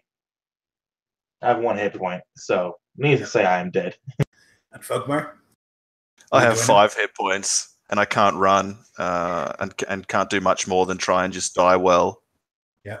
Which is the most important thing of all, remember, and so I will.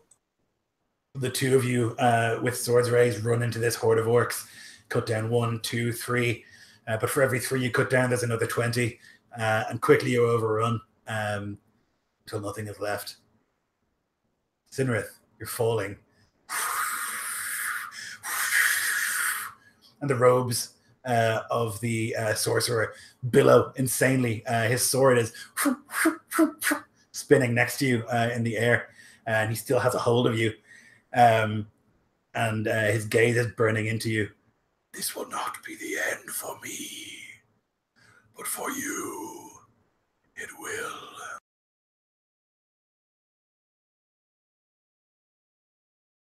I don't know if she would be able to say this or not.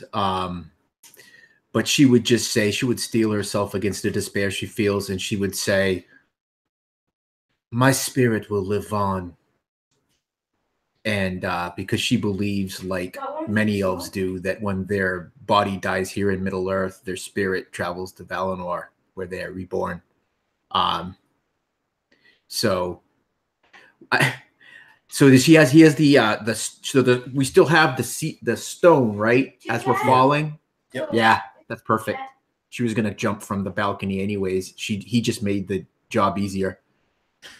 So you spin, and you see the ground approaching, and the camera follows you towards the ground, but then pans back up to the great spire as the eagle circles and lands at the orc, pulls another hunk of flesh from the frozen orc, and that's where we'll end the session. Dope end, dope game, dope stuff. That was really fun, guys. That was tight. So yeah, there was some success. I'm amazed. I was so scared of that Nazgul. It's so scary. Okay, so I hope you enjoyed that, gents, and those who watched, I hope you enjoyed it as well. We'll talk to you next time.